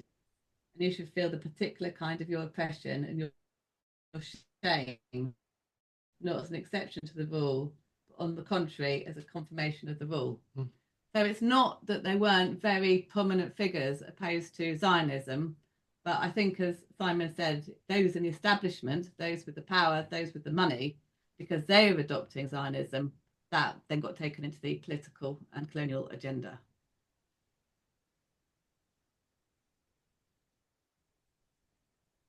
Is that you done? Right, so I'm just going to quick look. When I went to Palestine myself, Sure. spent a week there. So if you're just okay, I'll just kind of share some other things. Yes, by all means. Yes, of course. So when I went there, I was expecting a democracy, although I thought there might be some bit of heavy policing. I thought the ideals that I would see would be kind of European ideals. So I was profoundly shocked by the oppression, naked apartheid, and military presence everywhere we went. I saw the promised land of Israel being destroyed by aggressive house building, and the West burning olive groves, and heard first-hand experiences of illegal evictions made of the Arab population. I was only there for a week, and I saw. I'm just going to share a short selection with you now, and these took place in just this period in 2018. So it's quite key, just before they adopted the more openly apartheid constitution, and also the movement, the American embassy to Jerusalem. So I was traveling with Palestinian New Yorker Farid to Bethlehem, was one place, when armed soldiers got on the bus and made us show us our passports. Only 3 of us were then ordered to get off the bus, and we had to join this very long queue that the Palestinians had to stand in for 3 hours to get through the checkpoint. Fortunately, being Westerners for ourselves, we went to the front of that queue, but we watched as our bus that we were on kind of sailed off across the border.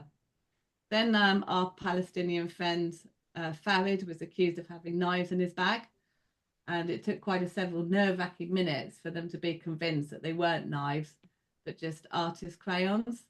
And I felt that was a bit of an apt illustration for how every aspect of being a Palestinian was treated with fear and suspicion by the military.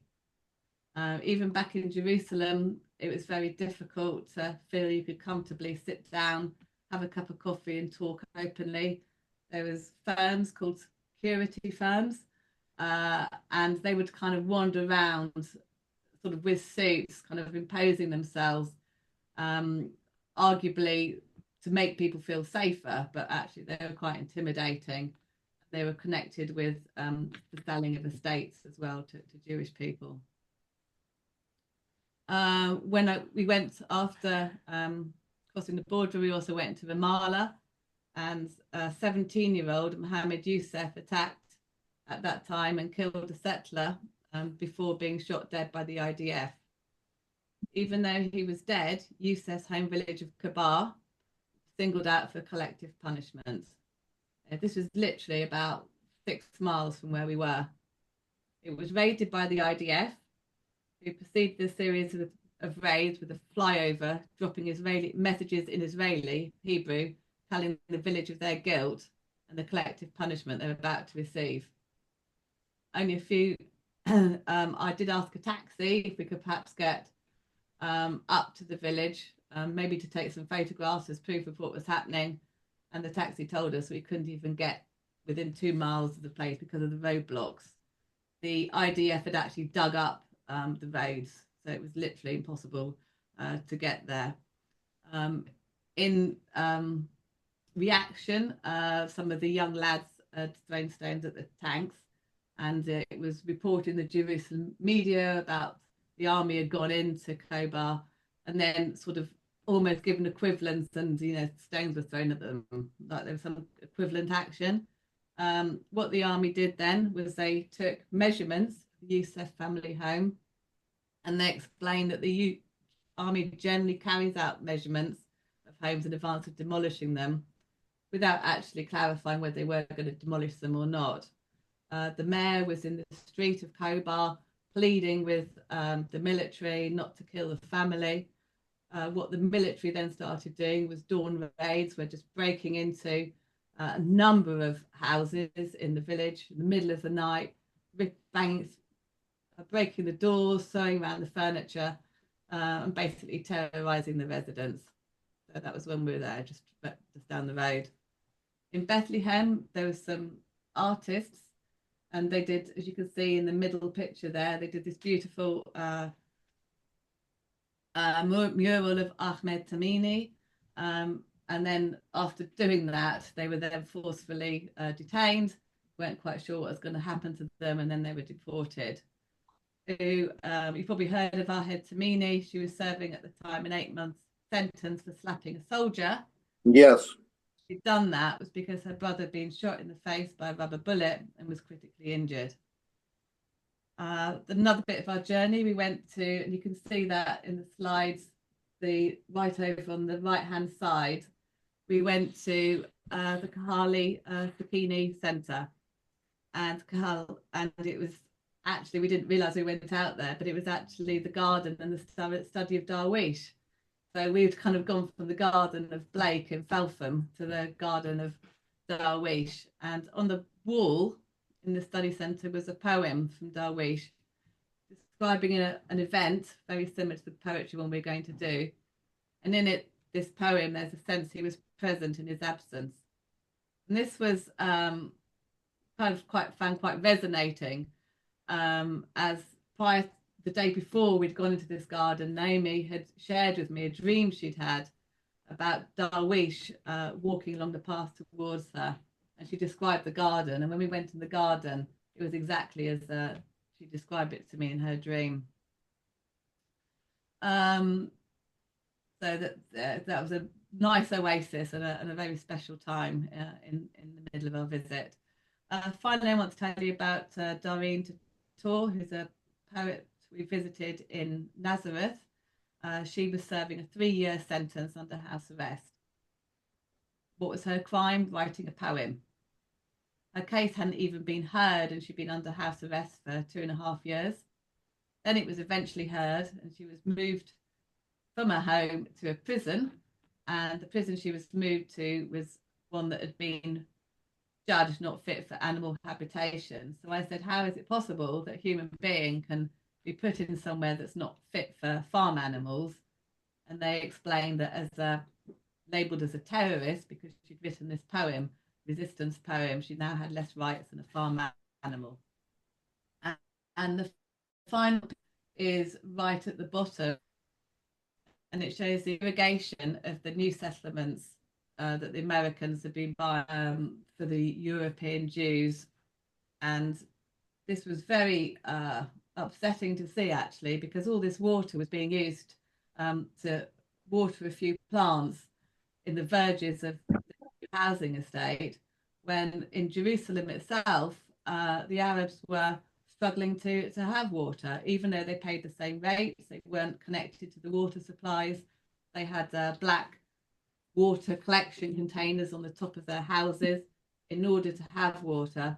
And to me, that was a very, even at that time, 2018, a very stark contrast between the lives you led, depending on whether what sort of citizenship you had. Finally, when I left from Ben Gurion Airport, we had to go through 5 different security checks. The first 3 I went through quite happily. The airport was air conditioned. I started to get a little bit cold. So I pulled out a shawl that I'd brought from Nazareth and placed it over my shoulders just to keep warm, without really thinking, and not realizing with my skin color and shawl that I'd now started to look like a Palestinian. So the next security guard was actually quite furious and angry, and he looked at the back of my passport, which had been given a sticker, and he said, oh, there's no way you've got that sticker, you know, you've lied, you've done something deceptive to get it. And he ripped the sticker off and he placed it with another number, which kind of increased, I guess, my security risk. There was no way that I'd been to the earlier checkpoints, he kept saying, and there's no way I'd have been considered a low risk. And I was told later on that the people are trained to judge the risk and to categorize them. Luckily, I was obviously very bewildered. Luckily, my friend, who'd been a number of times, saw the altercation and successfully intervened, so I wasn't actually detained. So how was it possible then, it's got this age of mass media, that I was so unprepared for this apartheid being openly carried out? How was it that such a terrible regime still had such a strong support from the West and Britain in particular? And why is the Christian church seemingly so quiet on the issue? Even characters like Tucker Carlson, when he heard what was happening, said, if you wake up in the morning and decide your Christian faith requires you to support a foreign government blowing up churches and killing Christians, I think you've lost the thread. And it's true that without the sustained financial and political support of Christian Zionists in America, the provision of significant US government funding wouldn't have carried on. And it's very doubtful whether the state of Israel would have remained in existence, let alone continued to occupy and expand, colonize the Palestinian territories. I was going to hand you over to Dr. Stephen Sizer now, who's written a book on Christian Zionism called The Road to Armageddon. However, he's quickly, using his model, look at what's going on now. So the aims of the Christian Zionists are threefold. One, to get the whole of the Israeli Reds. 2, to have Jerusalem fully under Jewish control, and 3 to have control of the temple. And a lot of the things that you're seeing on the news today kind of fit into one of those 3 concentric circles. Can you repeat that? Because we were looking forward to hear from him. Repeat those 3 things. Yeah, so the 3 circles are the Israel Eretz, which is one of their aims. The second one is to have control of Jerusalem, Jewish Jerusalem, and third for the building of the third temple. Okay. So those are the 3 areas, and pretty much all the news items that you're seeing at the moment look at one of those 3 ambitions. So in 1980, the International Christian Embassy was founded in Jerusalem with the purpose of coordinating direct lobbying activities in cooperation with the Israeli government. One of its primary goals was to see the removal of Palestinian delegations in Western countries and the transfer of the US Embassy from Tel Aviv to Jerusalem. They provide money to locate Jews, persuade them to emigrate, help them obtain documents to prove their Jewish origins, and they distribute humanitarian packages, pay for exit permits, passports, debts, repayments, transport and accommodation, help them process their applications. Once they're in Israel, then the ICEJ also assists them with resettlement costs, providing water, clothing, blankets, and even, as we saw, irrigate their grass banks. One of the first objectives of their group was to make a £10 billion loan available in the US, the resettlement of Jews from the Soviet Union in Israel, and from the Soviet Union, former Soviet Union, to Israel and the West Bank. The Bush administration wanted to link the loan guarantees to the halting of Jewish settlements on the West Bank. And the ICEJ said at the time, the Christian community finds the Bush administration's policy on loan guarantees totally unacceptable. He claimed that 80% of America's evangelical Christians supported the loan guarantees. And maybe that is why George Bush Sr. later complained, there are 1,000 lobbyists up on the Hill today lobbying Congress for loan guarantees for Israel, and I'm the one lonely little guy down here asking Congress to delay its consideration of loan guarantees. Many Christian Zionists also adopt exclusive Jewish settlements to strengthen their claim to the land. So that's on the Israeli Eretz side. And we see here that there's been a progression that a unified Israel can be made possible by having more Jewish settlements in the West Bank and Gaza. So that's why there's a support for that. They have definitely closed their hearts to the escalating violence that's being carried out from the settlers in order to appease these aims. Another of the Zionist aims was to take Jerusalem, and in 1980 the International Christian Embassy Jerusalem was founded with the purpose of coordinating direct political lobbying in cooperation with the Israeli government. And we also see they've actually been successful now with Trump's move to the American embassy to Jerusalem in his first term. The last thing that their point of tension, if you like, is within right inside the circle of Israel, Jerusalem, you've got the temple itself. And you are probably well aware that the Al-Aqsa Mosque compound in occupied East Jerusalem is Islam's third holiest site. Joint first. And it is administered by Jordan. But access to this site is controlled by Israeli soldiers. It's also considered an important site by the Jews because this is where they believe that the first and second temples were. And it was destroyed by the Romans in 70 AD. Al-Aqsa has become a regular target of visits by right-wing Israeli politicians and Israeli settlers who have done different things, from storming the compounds, maiming some of the people there, At other times, they've gone in and performed their own religious rites under the protection of Israeli forces. Okay, so as Moeen said, Hegseth is very extreme Christian Zionist. Trump is as well. So Christian Zionism is definitely,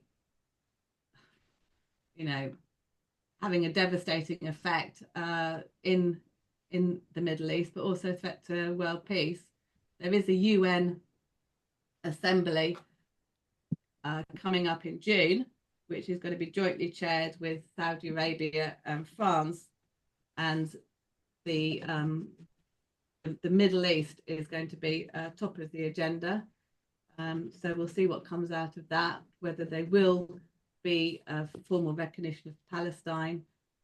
They seem to be gathering around a two-state solution, and hopefully reinstate UNRWA, which is being dismantled, is absolutely essential. Thank you very much. Thank you very much, Rachel and Simon. That was a unified presentation. Quick comment, I think we need to do this again. The Christian Zionist session, and indeed the money, is very, very important. And you guys are very connected to the festival, the Christian, Greenbelt Festival. We can maybe discuss that later. I was also there, I think 2018, if I remember. All I want to say is the shadow of the gun is present. You're right. Yeah. Having said that, I enjoyed going there and Hebron. I did come up. You can get a frightening experience. After a Friday prayer at Al-Aqsa, I think I was roaming the neighborhood, seeing the houses near the Jewish quarter, I think. And lo and behold, I came across a couple of soldiers, and they had guns. Yeah. And they're happy to point them at you, if you follow what I mean. Yeah. So you have to be prepared for potential nasty. Nothing happened, but you should be prepared for a nasty situation. Yeah. Yeah. So anyway, thank you again. Now, the reason I said we need to do that again because Reverend Dr. Stephen Sizer, he's done a lot of work. He done a lot of work, and he apologized. Hello? Where was it? Hello, can you hear me? Someone speaking? That's me. Yeah, it's Sorry. me. It's me, don't worry. Huh? David. Oh, yeah, David, yeah. Just 1 second. Yeah, we're coming to you. No, I'm just saying that we need to do this again this session, because Christian Zionism, as well as the money, is very important. And I'm pleased that quite a lot of Brits, those of who are British, are, contributing to this discussion today and becoming aware. So yes, as I said, Reverend Dr. Stephen fell ill, for those who were expecting him to speak. He has spoken before on Armageddon at one of our sessions on nuclear war. So we look forward to speaking to him. So now we've got David bin El-Kashaf, who's going to speak on the Zionist Christian Alliance. And his subtitle is very interesting, which sums up a perspective, useful idiots. He will explain who are the idiots and who are from David. He represents Akim V. Kayamim, I hope I got that right, a Yemeni organization, which is investigating the return of thousands of Oriental Jews who were snatched, abducted from the Holy Land to the West by British, American, and Israeli authorities. So that is a fascinating dimension about Middle East Jews who've been hijacked, basically. Over to you, David. And Hussein, yeah, okay, yeah, we've got the screen. Okay, David, you can introduce yourself also. Okay, thank you, and greetings to everyone. throughout this world. Yeah, that just about sums up my current mission at the moment. Can I just ask Rachel a couple of questions? Yes, you can. Yeah, you can. Yeah, carry on. She said, is that Haaretz? What was the name of that magazine or about she mentioned? There's a question for you, Rachel, about some reference to a magazine. Magazine? Did she say Aretz, something like this? Oh, no, the Retz is. Oh, sorry. You're talking about the wider Israel? Yes. Yes. What's it called? It's not a magazine. It's the state of Israel, as defined in the Bible, the land of David. You're talking about Eretz Israel. Yes. Yeah. So it's called Eretz. Yes. Okay, got that. And Stephen Sizer's book is Christian Zionism and the Road to Armageddon. Christian Zionism. And thirdly, I'll show you the book. International Christian Agency for Jews. Sorry? Yeah, Christian Zionism and the Way to Armageddon. Yeah. Roadmap to Armageddon is a book. Okay, got it. And the last one is in 1980, there was an organization founded called the International Christian Something for Jews. Yeah. What was that called?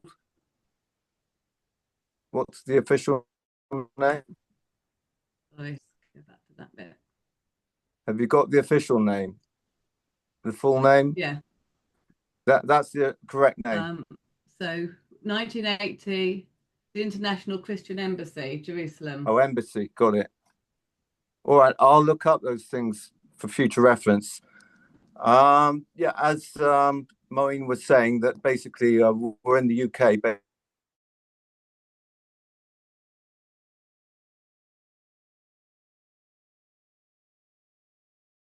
people who are under the impression that they're working with a divine mandate.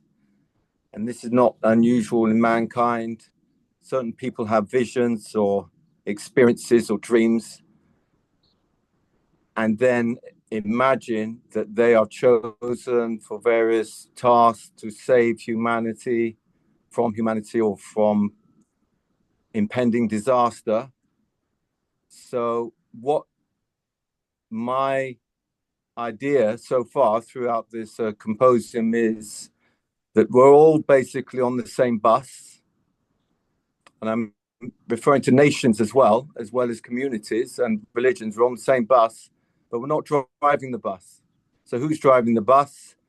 Everyone's banding in these terms, the latest isms, going back. Whenever you hear an ism, you know there's going to be trouble on the earth. These are two isms, Zionism and Protestantism, if you want to call it, or evangelicism, are the two ones driving the bus. Why? They have more passion than other sects or cults, if you wish. They're the ones who are imbibed with a massive amount of passion, as well as obviously money and resources, and to do virtually everything. As Moeen noticed, once you say God wills it, what can't they do? But the question is, which God? Then we have to sort of like wait until the dust is settled and the bodies have been buried, and then we find out no God. So to go right back to it's a form of what you call a pathology. They suffer from a pathology, a depravity of the mind, a collective, and it goes way, way back to the times of the forefathers, just after the flood. Everyone knows that, or the Christians, Jews, and the Muslims will know that something happened. Our forefather Noah was insulted, we'll say. Something happened, and rather than curse his son, who was already blessed, he said, "Cursed is Canaan, Eved Evadim, יהיה לאחיו. He will be a slave of slaves to his brothers. So this was before Canaan was even born. He was born 4 generations later. Canaan, if you look in the Old Testament, in Genesis, was the father of Sidon. Sidon is on the Levantine coast, along with Sor. So I'm going to speed up now. So Sidon was the main area where of the Phoenicians. And the Phoenicians, a great thalassocracy, a great maritime nation, who were known and being very adept at 3 things: slavery, mercantilism, and child sacrifice. Can you, sorry for interrupting, David, can you repeat that? So the Phoenicians, are we up to scale with the Phoenicians? Okay, yeah, so yeah, sure, yeah. The firstborn of Canaan was Sidon, which is still on the coast of the Levantine coast, and opposite Sor, which is Tyre. And from Sor, you get the word sorcery, the English word sorcery, and the Hebrew word Sor, Tzur. And together they created a maritime empire known as the Phoenician Empire. The original name of the Phoenician Empire was the Carthaginian Empire, who the Romans destroyed. Carthaginians came from the word Kartahadsha, a new city, and that basically the Romans finished them off, but not the spirit of the Phoenicians or the Carthaginians. The Phoenicians then transmogrified, changed, when they came into contact with Europe, and the Romans to the Carthaginians into the Venetians, the Venetians in Venice, passing on this cult of mercantilism, slavery, and child sacrifice. The Venetians then rose to power using these methods of attaining power, and then began to spread out after much trouble, obviously, with Rome. They became competitors with Rome. They then insinuated themselves into what is called the Tudor England through advisors, Venetian advisors. And one of the first things they did, I'm having to be very fast here, I'm compressing everything. One of the first things they did was they persuaded or tricked the then King Henry VIII to issue birth settlements to all peoples in all the parishes, throughout the parishes. So no person could travel from parish to parish without a birth settlement.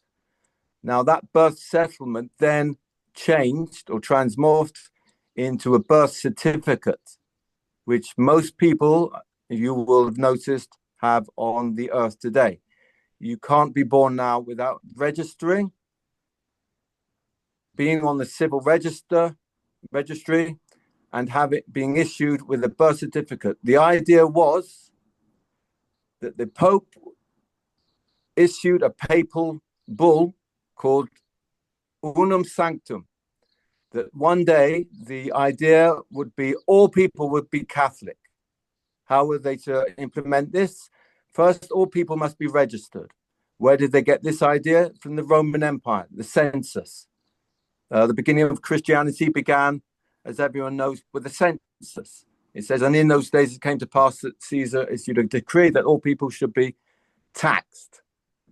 Okay, it didn't mean just fiscal tax. It meant they had to register and declare allegiance to Rome. So whether the Holy Family did this, you would have the difficulty being a Christian, because that would mean swearing allegiance to Rome. and then that would mean that you've sworn an oath and would be counted to the Torah, because you're swearing to another foreign power, a Gentile power, and not accepting the Most High as the highest. But to move on, Henry VIII then began this program, and it's now de rigueur. No one questions it. But if you go to your local registry office, they'll confirm this, or you can go online, you can do a search. So it's a birth settlement. So that was the first time of, in a sense, creating a census through the back door that all people throughout the earth, billions now, are issued with this birth settlement, or basically a birth certificate, which is actually a receipt for the person or the body of the child, because the people unknowingly, the parents, putative parents, are handing over the child, their child, to the care of the state and are receiving a birth certificate, i.e. a receipt in place. So this has caused no end of trouble, because it gives power to whoever has the birth certificates, whoever knows. This gives power to the intelligence agencies, and they've used it to maximum effect. This is why they always tend to win in the West, especially against Arab or other sort of faiths and religions, through the birth certificate system. And it's used on the Boursa, on the stock market as well. People are traded unknowingly. If you look at the bottom of any birth certificate, you can actually see the number, a registration number, which is actually used. So this is the level of cunning and stealth and guile that are used. So Britain, after this impact or this insinuation, it was done through a man called Paolo Sarpi, Sarpi. He was a Venetian, and he became an advisor, and he then began to introduce this idea of epistemological warfare, the warfare of ideals or ideas, rather than just over land or insults to kings and battles and settling it that way, trial by ordeal. He said, no, ideas.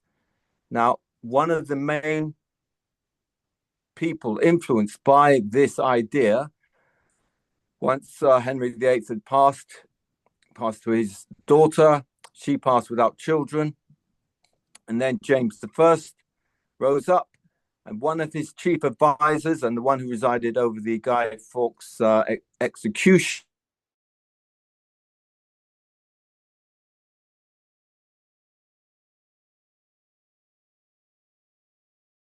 '17th common law called perpetual enemies. And he was referring, and we've checked this out, my wife and I have checked this out with the HOC, the House of Commons Library, and they've confirmed that this pernicious doctrine is still on the books. It's still able to be used by certain elements within the British establishment, and has been used again to maximum effect. Basically, the whole of the so-called British Empire and the justifications for all its terrible acts against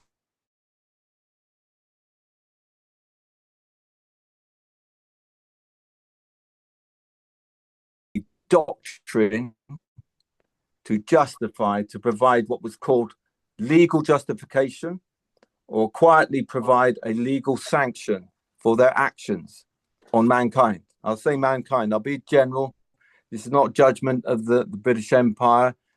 So as history records, the native Indians were annihilated from 6 million down to 600,000 and exploited. The Africans were used for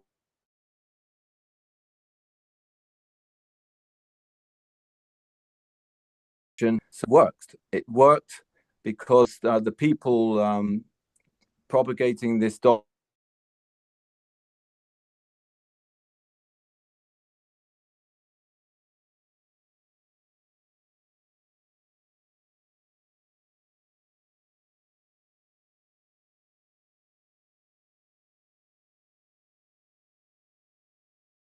100 people in a very short time, as we found out, Omdurman.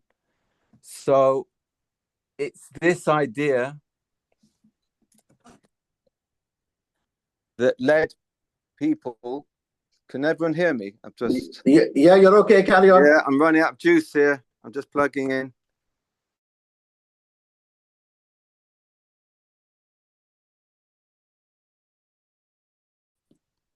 Massive belief system that began to grow through the... Remember, it's not the British Empire. It's the Venetian Empire / Carthaginian / Phoenician. So the Phoenicians were coming to these islands, and in Cornwall, tin traders thousands of years ago. So their influence. So remember the Noahide curse. It says, curse this Canaan. So therefore, these people are bearing a curse, not a blessing for mankind. They're cursed. And it says they're meant to be slaves of slaves. So sorry, who is the curse? Sorry for interrupting. On Canaan. Yeah. Okay, at the beginning of the talk, I said on Canaan, and his firstborn was Sidon. So the curse then moved to him, Sidon. Yes? Yeah, okay. Phoenicia, Carthage, Phoenicia, Venice, Britain. We're on the British Empire now. So it's a curse. It's propagated and insinuated itself mainly throughout the West. So we're dealing with Aror, cursed is Canaan. So if anyone speaks about, anyone who doesn't help the state of Israel or Zionism, they had to rid themselves of this curse first. And I'm talking about Protestants and evangelicals. They have to look at the scriptures. My wife is descended from an old slaver, a very famous slaver. His statue was thrown into the drink a few years ago. And basically, she's working off. It does affect the family, these things. It does affect, he made a lot of money, he died childless. But basically, she's still working off these things. Now, she's been to Jerusalem and she's interviewed Christians there, Christian evangelicals, their purpose for being there. There's always a good reason. This time it's Palestinian babies with holes in their hearts. I don't know how many there would have been, but it's not a common condition.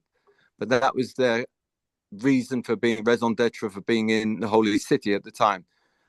She managed to sort of draw out some of the, one of them and made him, we were in communication with him, and I've got a quote here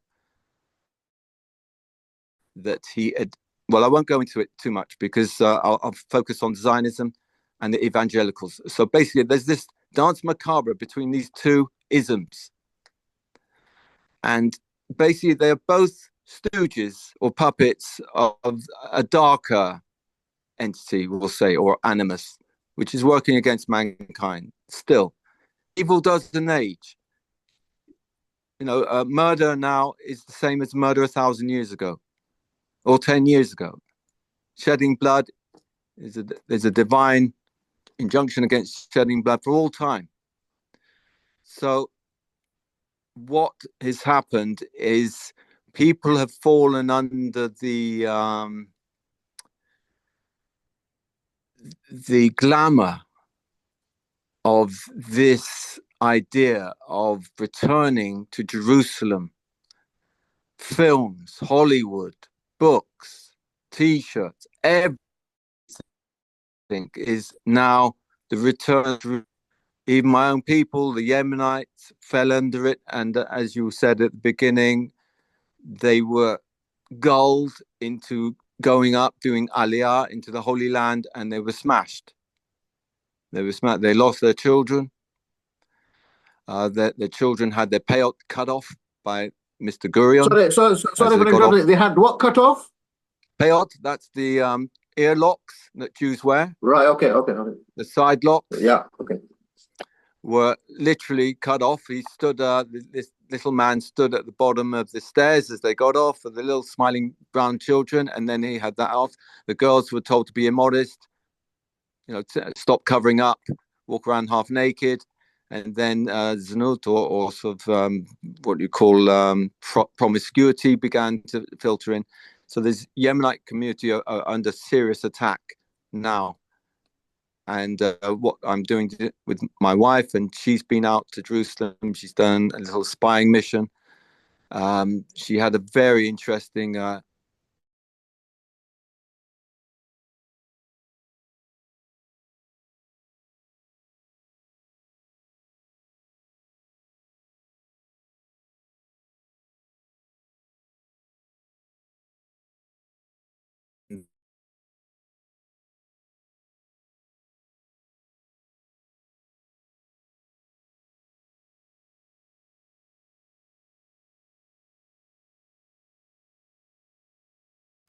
guards.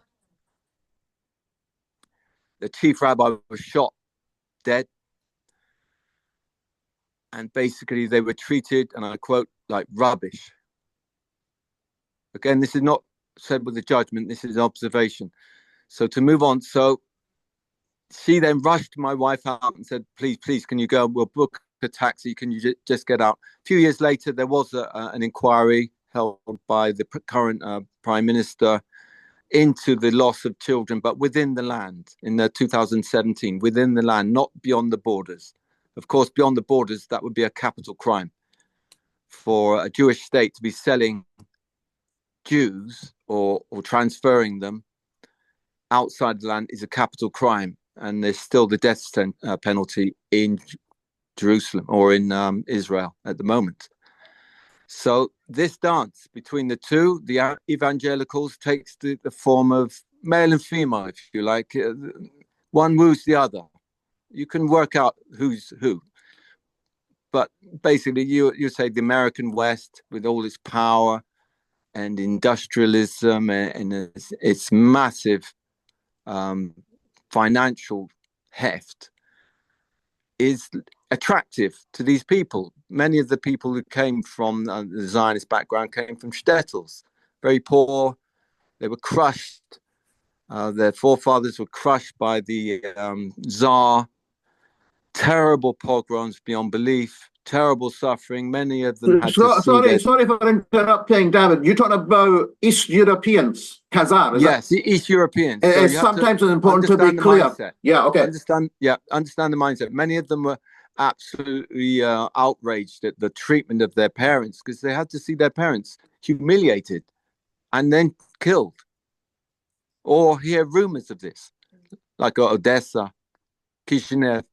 Do you see? So it drove them insane. It drove them to distraction, especially this chap called Jabotinsky. Okay, so they sense we have a right now, as we've been treated. We have a right now to defend ourselves. So that never happens again. Never again. Af ba'am. Never again. So that is the mindset of the Zionists. Never again. And we will do anything. We will even go to Christians who are effectively not our friends, the very people that killed us and wiped us out and massacred us. We will go to them if they are friendly with us, and we will make agreements and we will make deals. And obviously the biggest one was the United Nations, 1948, in which I'm afraid this Mr. Gurion was made a fool of. They ran around, the Zionists were running around trying to get votes. They were taken aside by Mr. Rockefeller and said, given a choice, look, the war has just ended. I'll give you a choice. You can either seek revenge at the hands of the Nazis, the Germans, or you can have a state. Which is it to be? So I said, all right, we'll choose a state. Now, as it fell out, they didn't need the votes. They could have won without making an agreement with Mr. Rockefeller. So that sort of depicts the actual. They always come out, as they say in Israel, bold on both sides. The fools, the patsies. Yes, they have cunning, an animal cunning, like a feral cunning. But because they're trapped, and it doesn't matter how many weapons they've got, if they've got nuclear weapons, those won't ever be fired. This is the Holy Land. You need permission from the owner of the land if you're going to start firing fireworks that wipe out humans on a mass scale. You need permission. because the outcome of any event is always determined by the Most High. And this is what politicians forget. They think by sheer industrial power and money power and intellectual superiority, we can crush anyone at any time. No, you need permission. Everything is by agreement. If you're in the Holy Land, I'm afraid a lot of people found horrifically on the 7th of October, you need permission. If you want to dance half naked in the Holy Land, before a statue of a dead Indian, a fat dead Indian, silver statue, and do znut and promiscuity, you really need permission. If you don't have permission, you can be attacked and butchered. So that's an example. And this is how the Canaanites, they also believed they could do these things, and they were wiped out, almost. So where does this bring us all to? So the situation is, it obtains today that these are the ones driving the bus. We're all on the bus. The language I'm speaking now is English.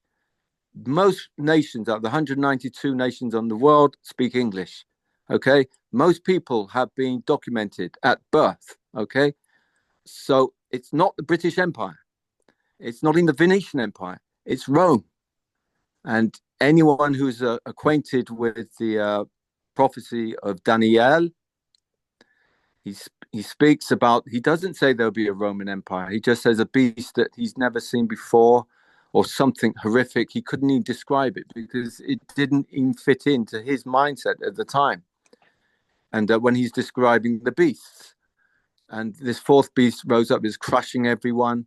And he's very particular. He didn't just say it wipes out everyone. He said it crushed people, or it sort of, how can I do it? Mash them like together, mixed them up together and stamped on them. This is the way of the world as it is now, with the great state, the continent of America, formerly Britain, and the Europeans.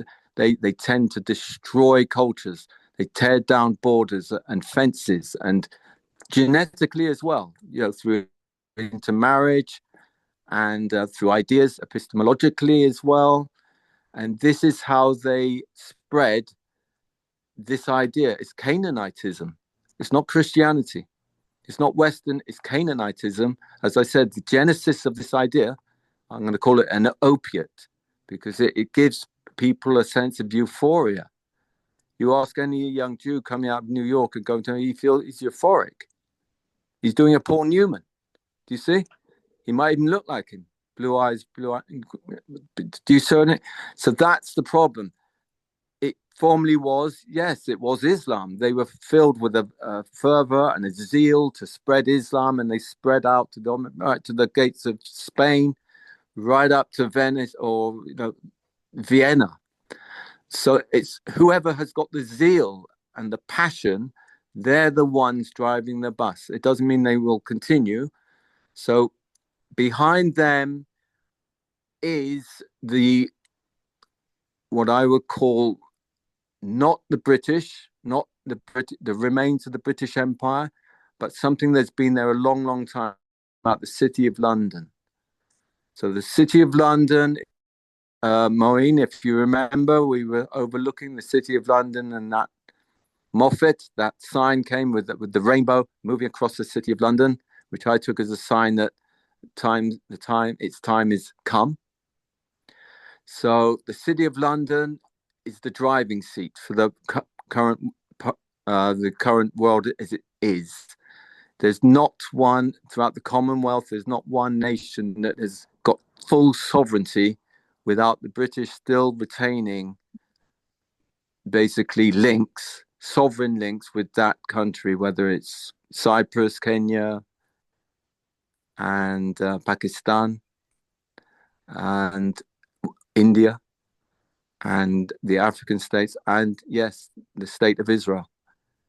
The state of Israel, in actuality, and you can look this up, legally, the sovereignty still belongs to the British, who were the conquerors, and they never signed any agreement to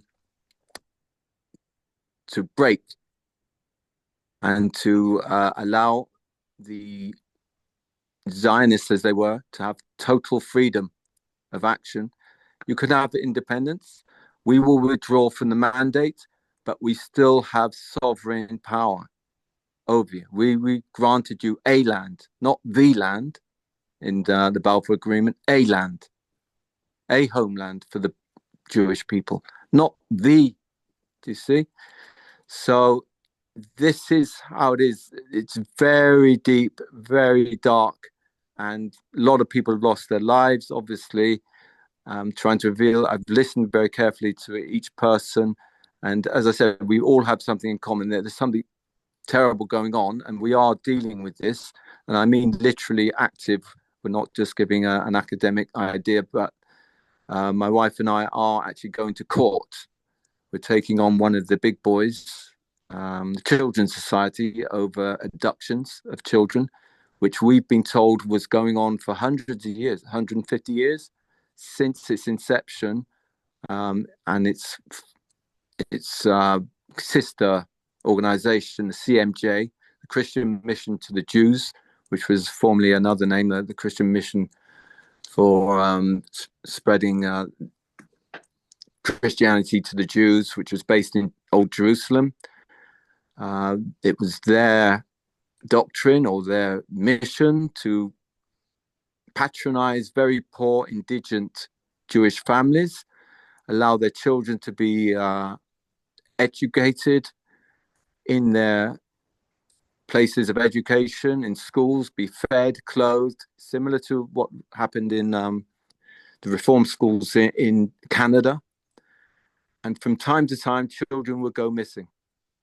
Fantastic, David. You're running out of time. Can you just sum up your final statement about the title, Useful Idiots and Sacrificial Lambs? Yeah, what's your summary?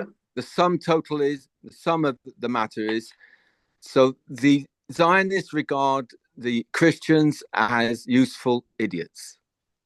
I quote, the Christians regard and see the Zionists as sacrificial lambs, ultimately. And this is the understanding between the two of them. So there is a tension between the two of them, because the Zionists hate themselves because they have to keep going and asking for more and more lethal toys to shed more and more blood. So I'll just sum up. As we began with the curse of Canaan, this curse has now passed through the centuries, through Tudor England, and then back on through the birth certificates. And finally, I'm going to quote now from Zechariah, regarding how this will all end, that Lo yihyeh Chana'ani od beveit Hashem Sabaot b'yom hahu, that the Canaanite, there will be no more the Canaanite in the house of the Lord of hosts. And that's how the book ends, and that's how it will end for these people. So these merchants are going to try and build the temple. It will become a huge bank, an insurance firm for the whole world, and a place of judgment, chaos. However, they will be defeated by, as I said, by the landlord of the land. End. Can I just clarify that they will be defeated? I'm sorry for asking, because we're talking about eschatology. Are you saying destruction? That they will be destroyed? There's a difference between a defeat and a destruction. Utterly annihilated. It says there will not be a Canaanite in the house. There won't be, because the curse is not, it said curse became Canaan. It didn't say he will be wiped out. Now, I know that the children of Israel were given the command, but they didn't carry out the command. They didn't wipe out all the Canaanites. And there will be the idea, or people, merchants, as Christianity says, there were merchants in the house who were thrown out. So they will creep back in. They're creeping back in. They're going to build this third temple, as they say, and the merchants will be there. It will be a huge bank. Well, okay, we'll come to question and answer. We got Dr. Khalid Al-Owaiси, who's going to talk about the solution. He's going to talk about the Islamic, global Islamic liberation of Jerusalem and where the Jews want their third temple, Al-Aqsa. Thank you very much. We have to stick to the time. I think what you said, by the way, David, taking the chairman's permission, there is what's the word? A sinister. I remember I started with the name of God and refuge from satanic forces. There is a much deeper satanic, what's the word, narrative underpinning this so-called state of Israel. I call it Israel. And yeah, we need to uncover it. Because it's not just about Arabs. They want global control. Right, finally, thank you. Finally, Clive Menzies. Clive, you there? Can you hear me? Clive? Yeah, I can hear you. Okay, we have Clive, you're Den, the Den. You're a denizen of the Den of the City of London. The City of London was mentioned. It's a pity Philip Bree's not here, who's spoken as he's worked for the Queen Mother. He's an expert on the city. So Clive, folks, has done he's a regular to the Global Vision Eschatology roundtables, if you want to call them. And he's from the City of London. I don't just mean the city, you know, the actual city. I mean, it's a term. And he's from the Critical Thinking Project. He's from a banking background. But please introduce yourself, Clive, and his title is Inflection, the Turning Point in Human Evolution. Thank you very much. We look forward to your presentation. Thank you very much, Moeen, and thanks for inviting me. It's been a fascinating morning so far. I think I'm recording this. Yeah, you're welcome. By the way, everyone's welcome. There's people, some people don't know each other, but you're welcome to record and put that onto YouTube. Different organizations here. Carry on, Clive. Here. I'd also like to share screen if I can. Oh, yes, I can. Yes, you're welcome. Right. I thought this will, what this image relates to will become clear as time goes on, but I figured it was better than looking at me. Right. Hang on. I just need to make an adjustment. Okay. All right. So it's been a fascinating morning, and I could make some observations on what's been said, but I think I'll save those for the Q&A. In terms of an introduction, I suppose I've been on a journey of discovery for the last 15 years or so, having met Moeen originally at Occupy St. Paul's.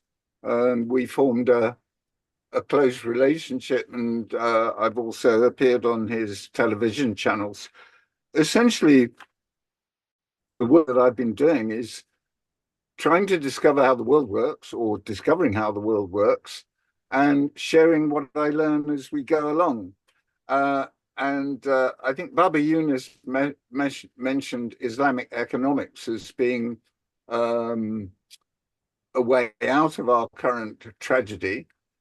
I was part of a project called Critical Thinking, and unexpectedly we were invited by the Islamic Economics Journal of King Abdulaziz University to give our response to a paper on monetary reform by Bernard Lietaer.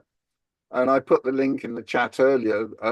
Our response, or our paper, which basically was a snapshot of our analysis at that point in 2017, and it was published in the Economics Journal, and the link is there.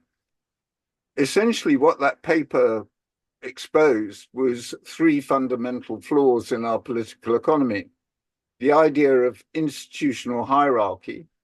The institutional hierarchy then led to the colonization of the commons, so that access to the means to life, water, food, land, all of the things that can belong to no one but are, if you like, under the stewardship of humanity.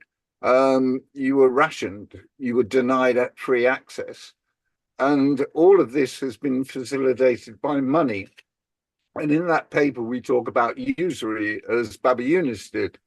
But our subsequent work over the last few years points to money as being the root of the problem. So that in essence is where I come from.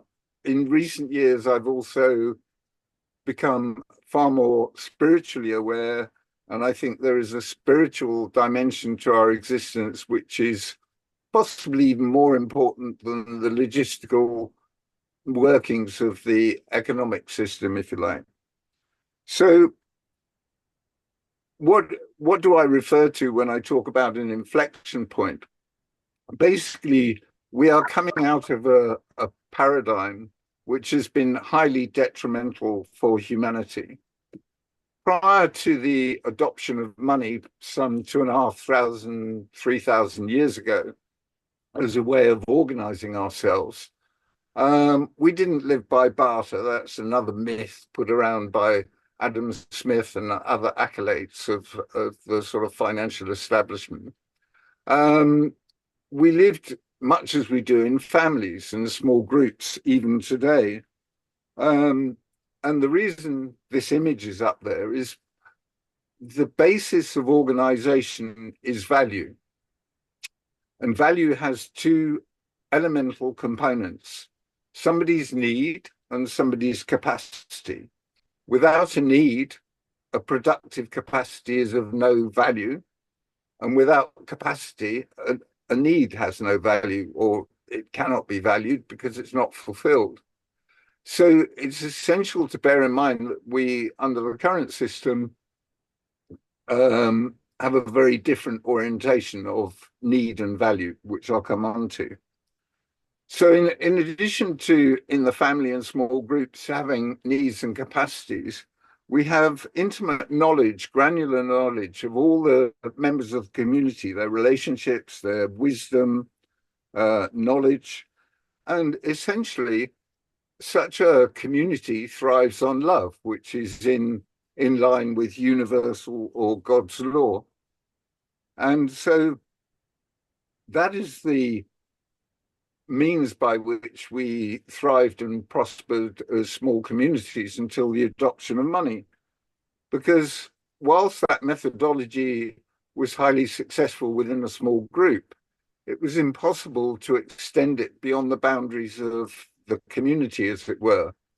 Arguably, you could cope with something like 150 relationships and have a very good understanding of most of the people within that community. Once you went outside to deal with strangers or to create projects at scale, you didn't have that granular knowledge. And arguably, money was an essential stepping stone to where we are today because it allowed us to do things on a much larger scale. Whether it was an evolutionary cul-de-sac or a stepping stone, I'll leave you to judge. So the money paradigm came into being, and as I described in my introduction, it underpinned institutional hierarchy and the denial of access to the commons, which is why we live in what is essentially a Hunger Games economy, where those near the top of the pyramid of power and wealth have more than they could adequately use in their lifetimes, whilst increasingly more and more people are struggling for survival. And money facilitates scale, so it's the hegemonic power that actually dominates everything. And we've talked about who runs the world within these conversations this morning and before. And essentially the power is exercised through money. It's the way we organize ourselves. So all of the levers of power are controlled via money. So when we talk about national governments, they are not in control. The Fed, for example, is controlled by private banking families. It's not controlled by the US government. Yes, it has a US flavor, but that is replicated, as the previous speaker, David, said. The Bank of England sits in the City of London. That is a dominant center of power. So the central banks aren't acting in national interests, they're acting in money interests. And money, in essence, creates conflict because the system is designed to promote those who are willing to sacrifice their humanity, if you like, in order to gain status, recognition, material goods, more girls or little boys that they can cope with. And that is the way the useful idiots, as I term them, anyone in position of power who is acting against their, if you like, inherent humanity, is a useful idiot, because they're seduced by all these things, the accolades, the money, the trappings, the cars, the jet set lifestyle. And because everybody's scrabbling to climb the pyramid of power, that is what leads to conflict.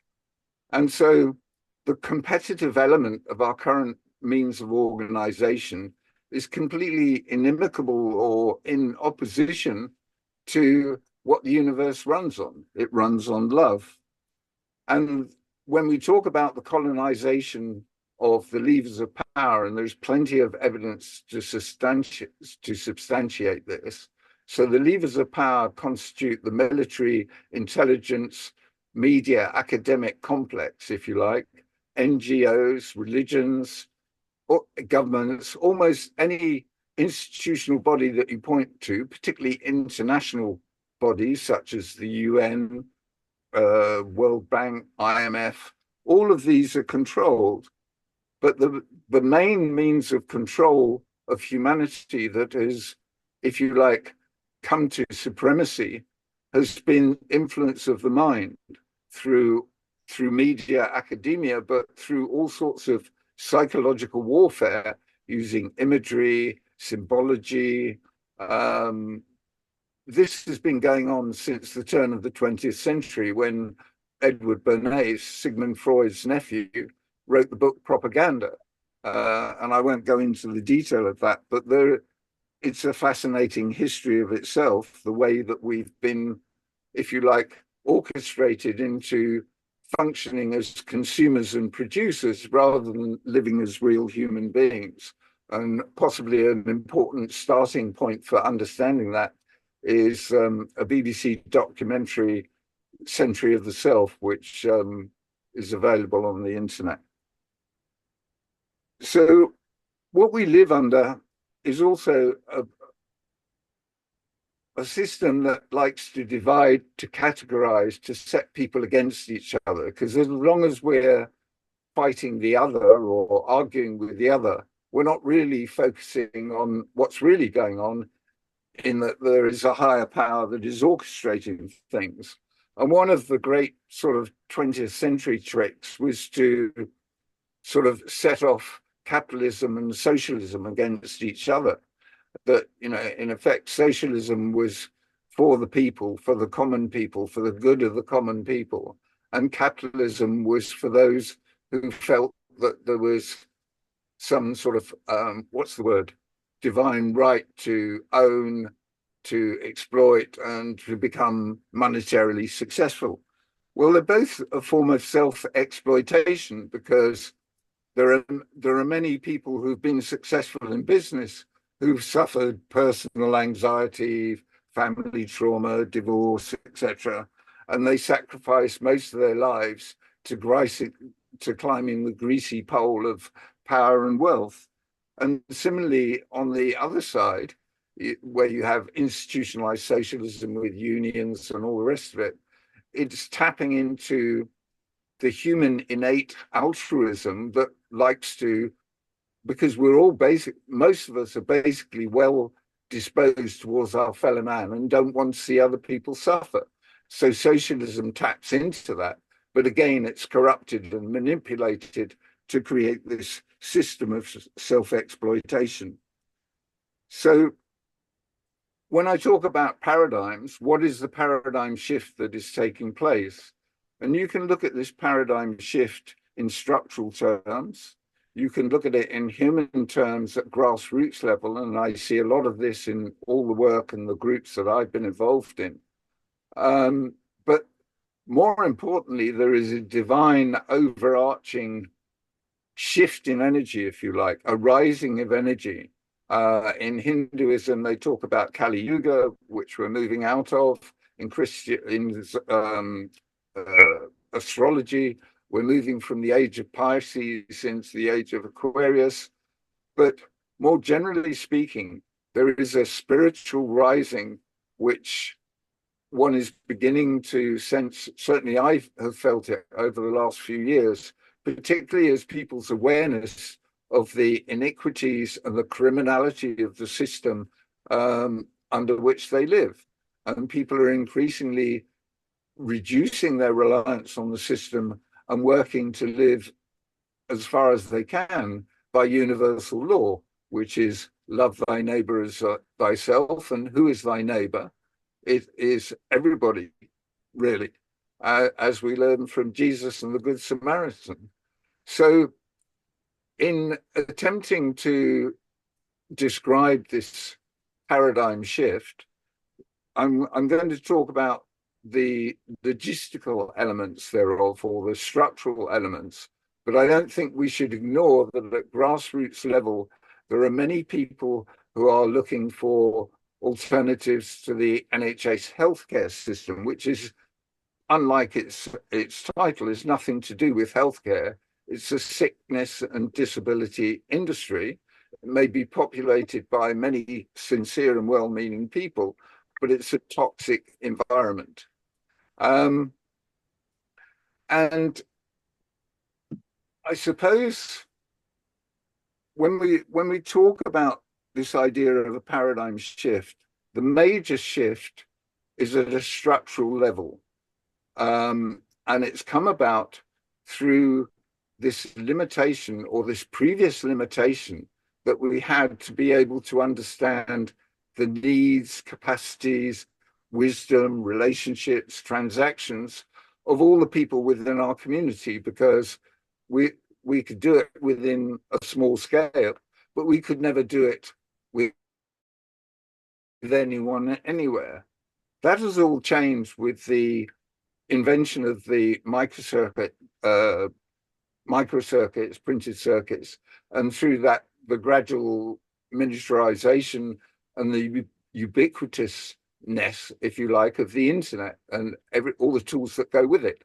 Most of those tools, if not all of them, have come about through a process of what we call self-organization, or open source co-creativity, where each person involved in those projects, be it the internet itself, be it all the various tools, the protocols, non-fungible tokens, all of these tools have come about through this self-organizing process. Yes, they've been colonized by companies like Apple, Google, Facebook, Amazon, Microsoft, and they've been valued very highly accordingly. But what they've done is they've not invested in producing anything. What they've done is colonize that technology and harvested data on transactions, relationships, through all the forms of media that are available. And that's why these companies are worth collectively, I don't know the latest figure, but when I last looked, it was about $15 trillion. But that is a meaningless number in this transition, because these tools are providing with the vital capability that we lacked before, when money was invented, that we couldn't understand the needs, wants, capacities, relationships, attributes, all the other things related to everyone in the world. And we still don't have to operate today. But if we want to form a relationship with someone, or we want to transact with someone, if we had that sort of granular understanding, then it would be as if we were in a large global family. And that is, if you like, the transition at a structural level that is taking place. And we're only one step away from creating this global family. And that global family would operate on the basis of love, because there wouldn't be competition. And I can't go into the if you like, the logistical processes as to how it's going to operate in the future. But if you look at the way in which you shop online, do things online, you get confidence from the feedback and the relationships that you develop. Now, imagine that you could form that sort of relationship with anyone in the world, then you wouldn't need the money because you have a form of trust that money replaced. Money acted as a proxy for value rather than real value, whereas collectively we can create real value. These are fairly complex ideas, and I have to say that, you know, maybe 5-6 years ago, this idea that we could operate without a means of exchange or a process of direct one-to-one exchange was totally alien to me. But over these years, the more I've explored with other people, Alex, who I work with, and others, the more tangible and realistic and obvious, almost a no-brainer it becomes. We refer to this process or this new paradigm as distributed, autonomous, codependent self-organization.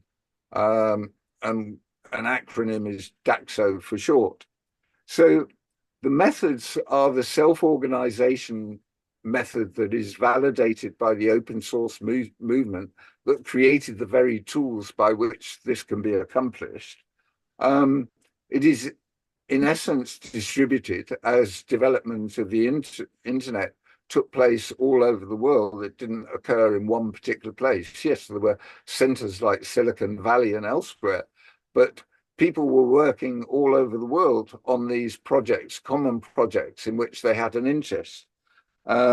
Autonomy is very important because nobody can tell you what the way to live your life. You are accountable for your life. Following orders is no excuse for behaving against universal or God's law or the inherent drive of the universe, which is love. But we are essentially codependent. We all rely on each other. And the money system that we've come to rely on, whilst it's made us codependent on each other, it is a very unbalanced or slanted playing field.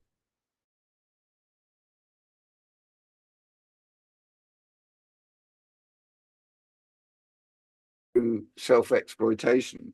So codependence means that we have to look after everybody the way we would like to be looked after.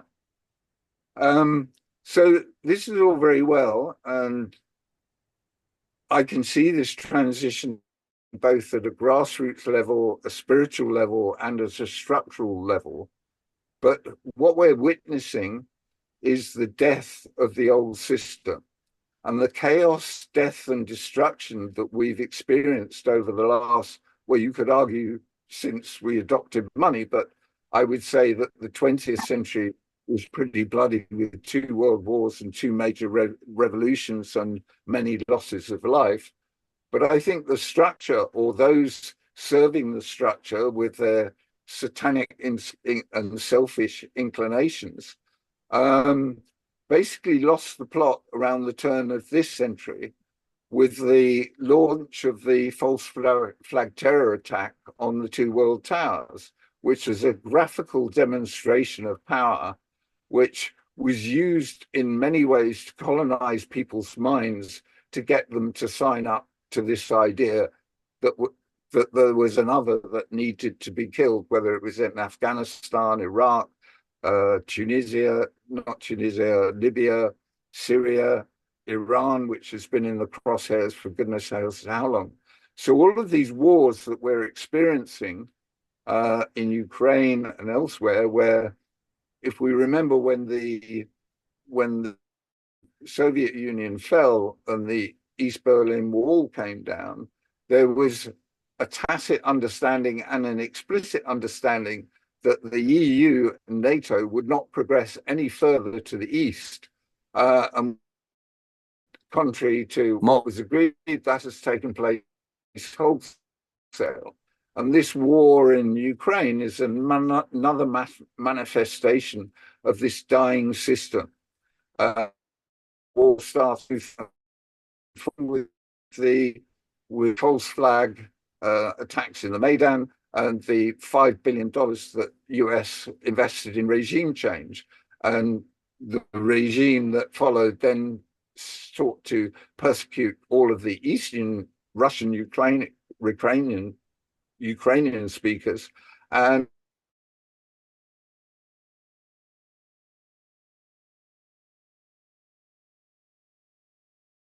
is all the way along the Russian border. So these are the geopolitical games, and Russia is not immune from being controlled. Who came after Mao Zedong. These are all part of the process who've been conditioned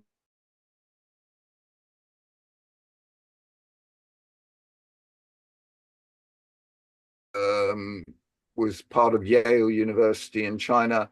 You know, these levers of power are used to put people in key positions all over the world.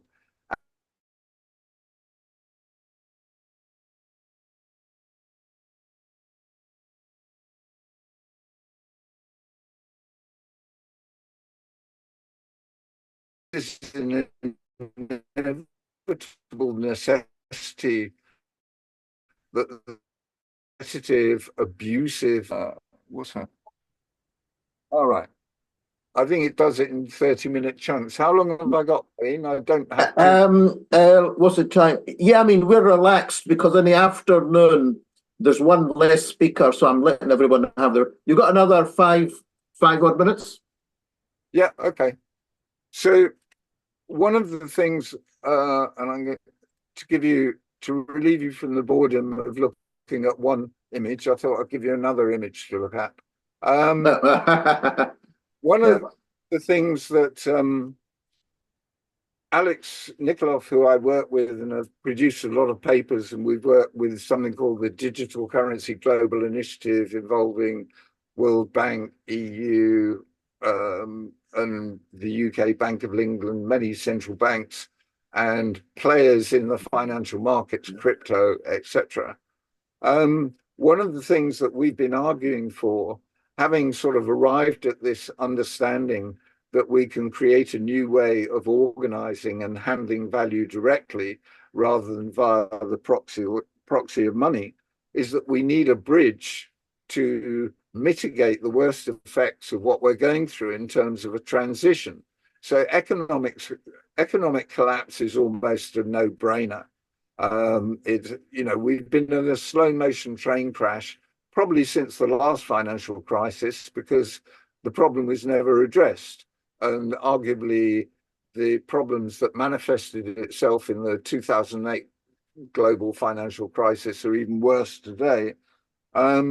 So we're going through this structural transition, and by perhaps coming up with a bridge, and we did not naively, because we knew full well that central banks would never entertain a transition of the type that we mentioned of their own volition, but the people working within those institutions can't unlearn what they learn. And so we have posited this idea of having, in essence, a central bank digital system that actually manifested itself in the new paradigm, whilst giving some sort of backstop for those people reluctant to engage on the current sort of value paradigm. So if you're an asset manager or you're a rich person and you're worried about your assets, this would be a way of giving you comfort that if this new idea didn't work, you would still have your assets. Arguably, under the current economic crisis, a lot of people are going to lose the assets that they think they have, not least their pension funds. So in order to create this renewal, we need some sort of bridge to get us there. As I say, my view is that the central banks are unlikely to be pioneers in this, but I do think the self-organizing process or methodology that has given us rise to the tools to facilitate this, it will probably come from that arena. And we will head into, if you like, an evolutionary step into the next paradigm, which will create a global family. And Maine asked me to cover the few facets, which I will touch on briefly, because I think the delusions under which we've been led to, that we've been under, and most of us have been under, but over the recent years, more and more people are less and less deluded. I've talked about terrorism giving rise to perpetual war, and that was all done on the back of false flag terrorism. There are patterns that emerge, and whilst I cannot categorically say that every act of terrorism is a false flag, most of them are, including the so-called Hamas attack on Israel 2 years ago. I lose how long ago it was. The climate, net zero, we're the carbon reduce. They committed scientific fraud, those people who were promoting this idea, because there is no evidence to suggest that CO2 in any way drives the climate, and our emissions are so minuscule compared to the emissions to and from the oceans that it's meaningless. The wars have given, and economic warfare within Africa, Asia, all over the world has given rise to induced mass migration in order to break down cultures, create division between indigenous populations and immigrants. The whole COVID psyop was psychological warfare accompanied by biowarfare, electromagnetic frequency weapons, and arguably most of the people who died, or many of the people who died from medical intervention. They were put on ventilators. One of the people I worked with who helped create this poster you're looking at, Eddie, he was hospitalized at the Royal Free, and luckily he escaped with his life, but he's been severely weakened by the protocols applied by the National Health Service. Remdesivir, midazolam, known death drugs for one. They were applied copiously to the old, the infirm, and what have you. So the whole pandemic narrative is a narrative to create fear and division, gender confusion amongst the young. Progressively over the last 50, 60 years, adolescents have been made to be more and more uncertain through peer pressure, social media, all the rest of it, to question their sexuality, leading to confusion. In addition, productivity rates, sperm counts, fertility amongst women have all been decreased through mass vaccination programs, through all sorts of medicines, through toxins in food and elsewhere. A lot of the food that you buy off the shelves isn't food, it's industrial waste. The whole austerity program was designed to create more stress and more tension. And talking about health, there are 4 things that make you ill. And this comes from a book called What Really Makes You Ill by Dawn Lester and David Parker. And there are 4 things. 1 is bad nutrition, 2 is toxins, 3 is electromagnetic frequency, and the 4th is prolonged emotional stress. And if emotional stress has been anything manifested since this COVID psyop began, whatever was previously imposed on the poor human cattle who were being harvested, the stress they were put under COVID with nonsensical rules, denied access to loved ones, particularly in their dying moments, if that's not emotionally stressful, I don't know what is. And finally, I have touched on the idea of mind control. The whole process, whether it be through media, academia, politics, through any medium, particularly social media, culture, art, all of these things have been colonized in order to colonize the mind and to bring some sort of world government about where basically humans are there, a much reduced population are there merely to serve the needs of the system rather than to have any satisfying life. The great thing is that there's a much higher power at force, and that is why energy is rising.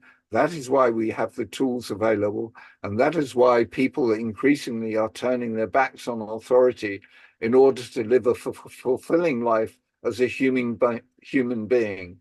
And as someone who lost the love of my life 2 years ago, I've discovered that the only way I can be happy is by helping other people. And I've obtained more happiness over the last few months through helping other people in every way I can than I could ever have imagined whilst my beloved Maggie was alive. Thank you. Yeah, thank you very much, Clive. There was so much there. You need a whole conference just touching on. Thank you. Okay, what we're going to do, I did mention at the beginning the program. Technically, we got a Q&A session now and then a break. In the afternoon, good or bad news, we will have a shorter session. There's at least one speaker, one or two, that there's a question mark. So that's good. We can have questions then and a break. But I'll take just a few minutes.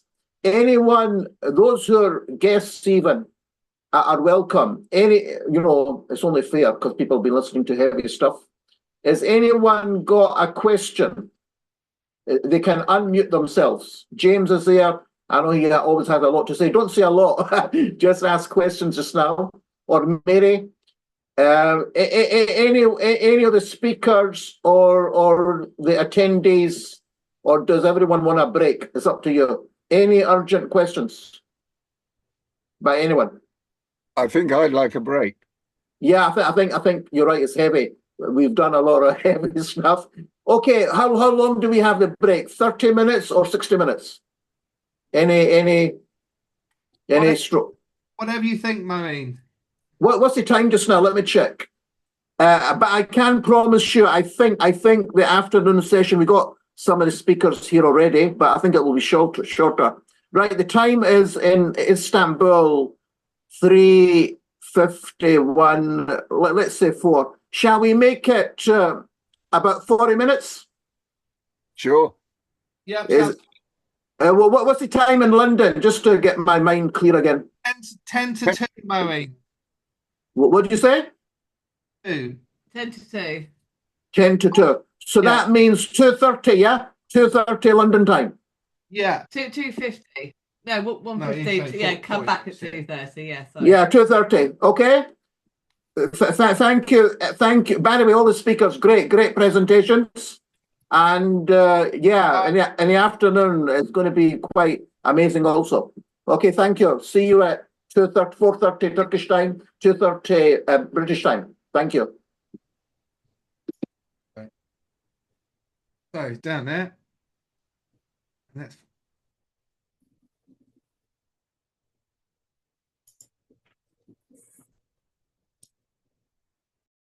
question.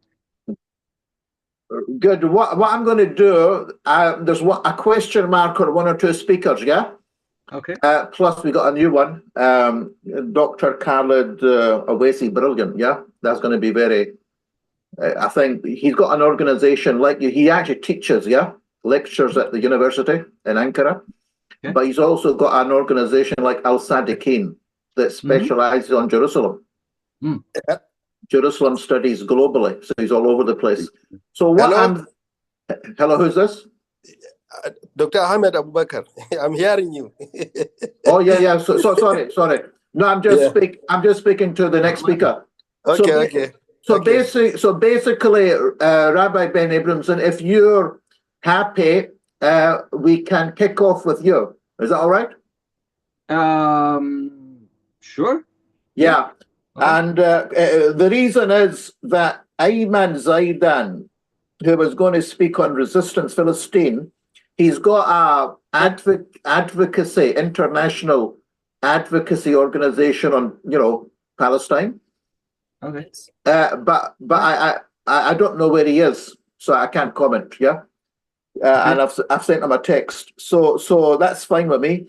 So you can kick off on the agreed title, and then we'll get our new speaker, Dr. Khalid Alawisi. He's happy with it to speak. I think his title is Global Islamic Strategy for Liberation of Al-Aqsa and Baitul Muqaddas. Yeah, so it's really. Well, wouldn't it make more sense to switch the two?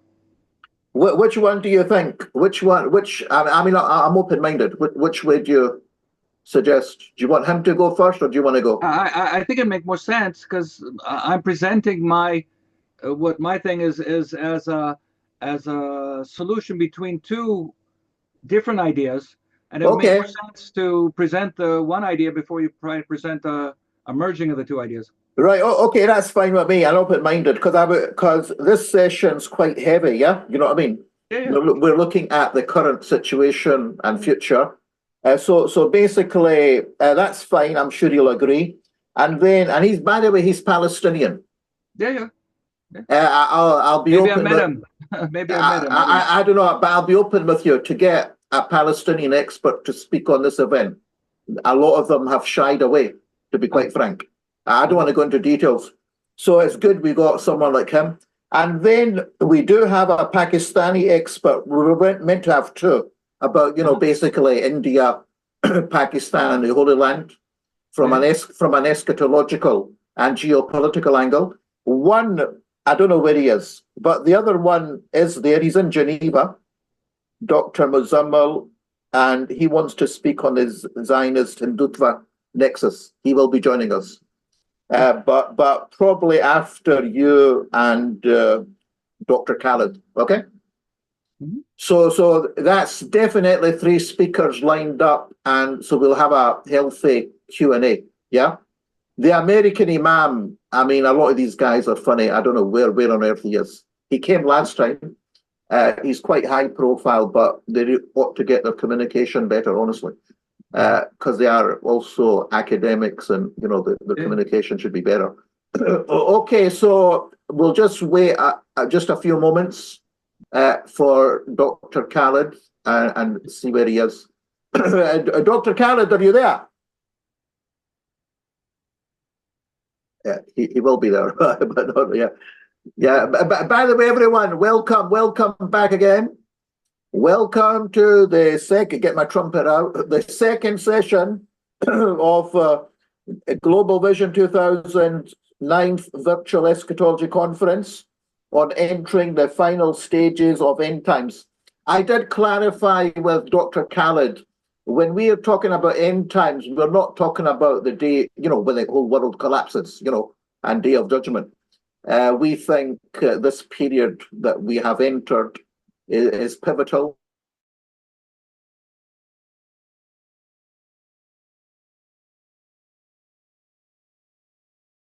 Entering a storm, global storm, and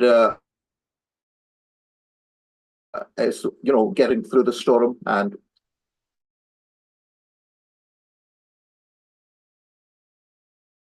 everyone can hear it. I'm just getting Dr. Khalid on the phone to tell him we're starting. He knows, but I'm just going to get him. So that'll be Dr. Khalid Alawisi and then yourself. Okay. Assalamu alaikum. Dr. Khalid, we're waiting for you. 5 minutes, you're going to your office. Yeah, we, just for your information, I've spoken to the rabbi. He thinks you should come first, and then he'll come. He wants... Yeah, okay, so we're waiting for you. Everyone's waiting for you. Okay, thank you. So, can everyone hear me?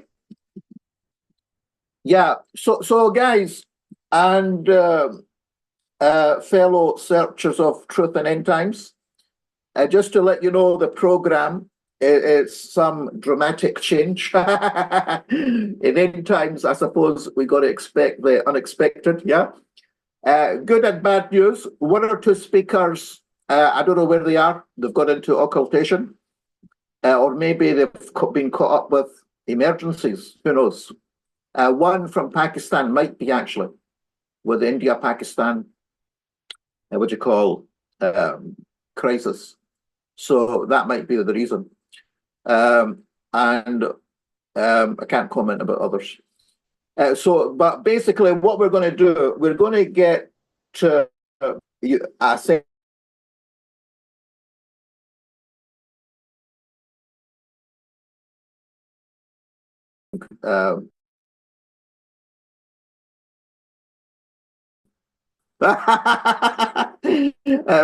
Rabbi,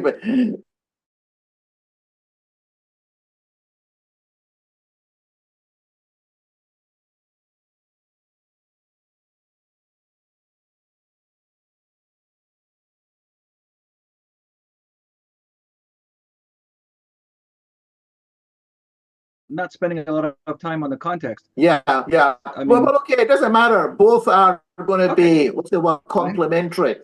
So, guys, Okay. ladies and gentlemen, we've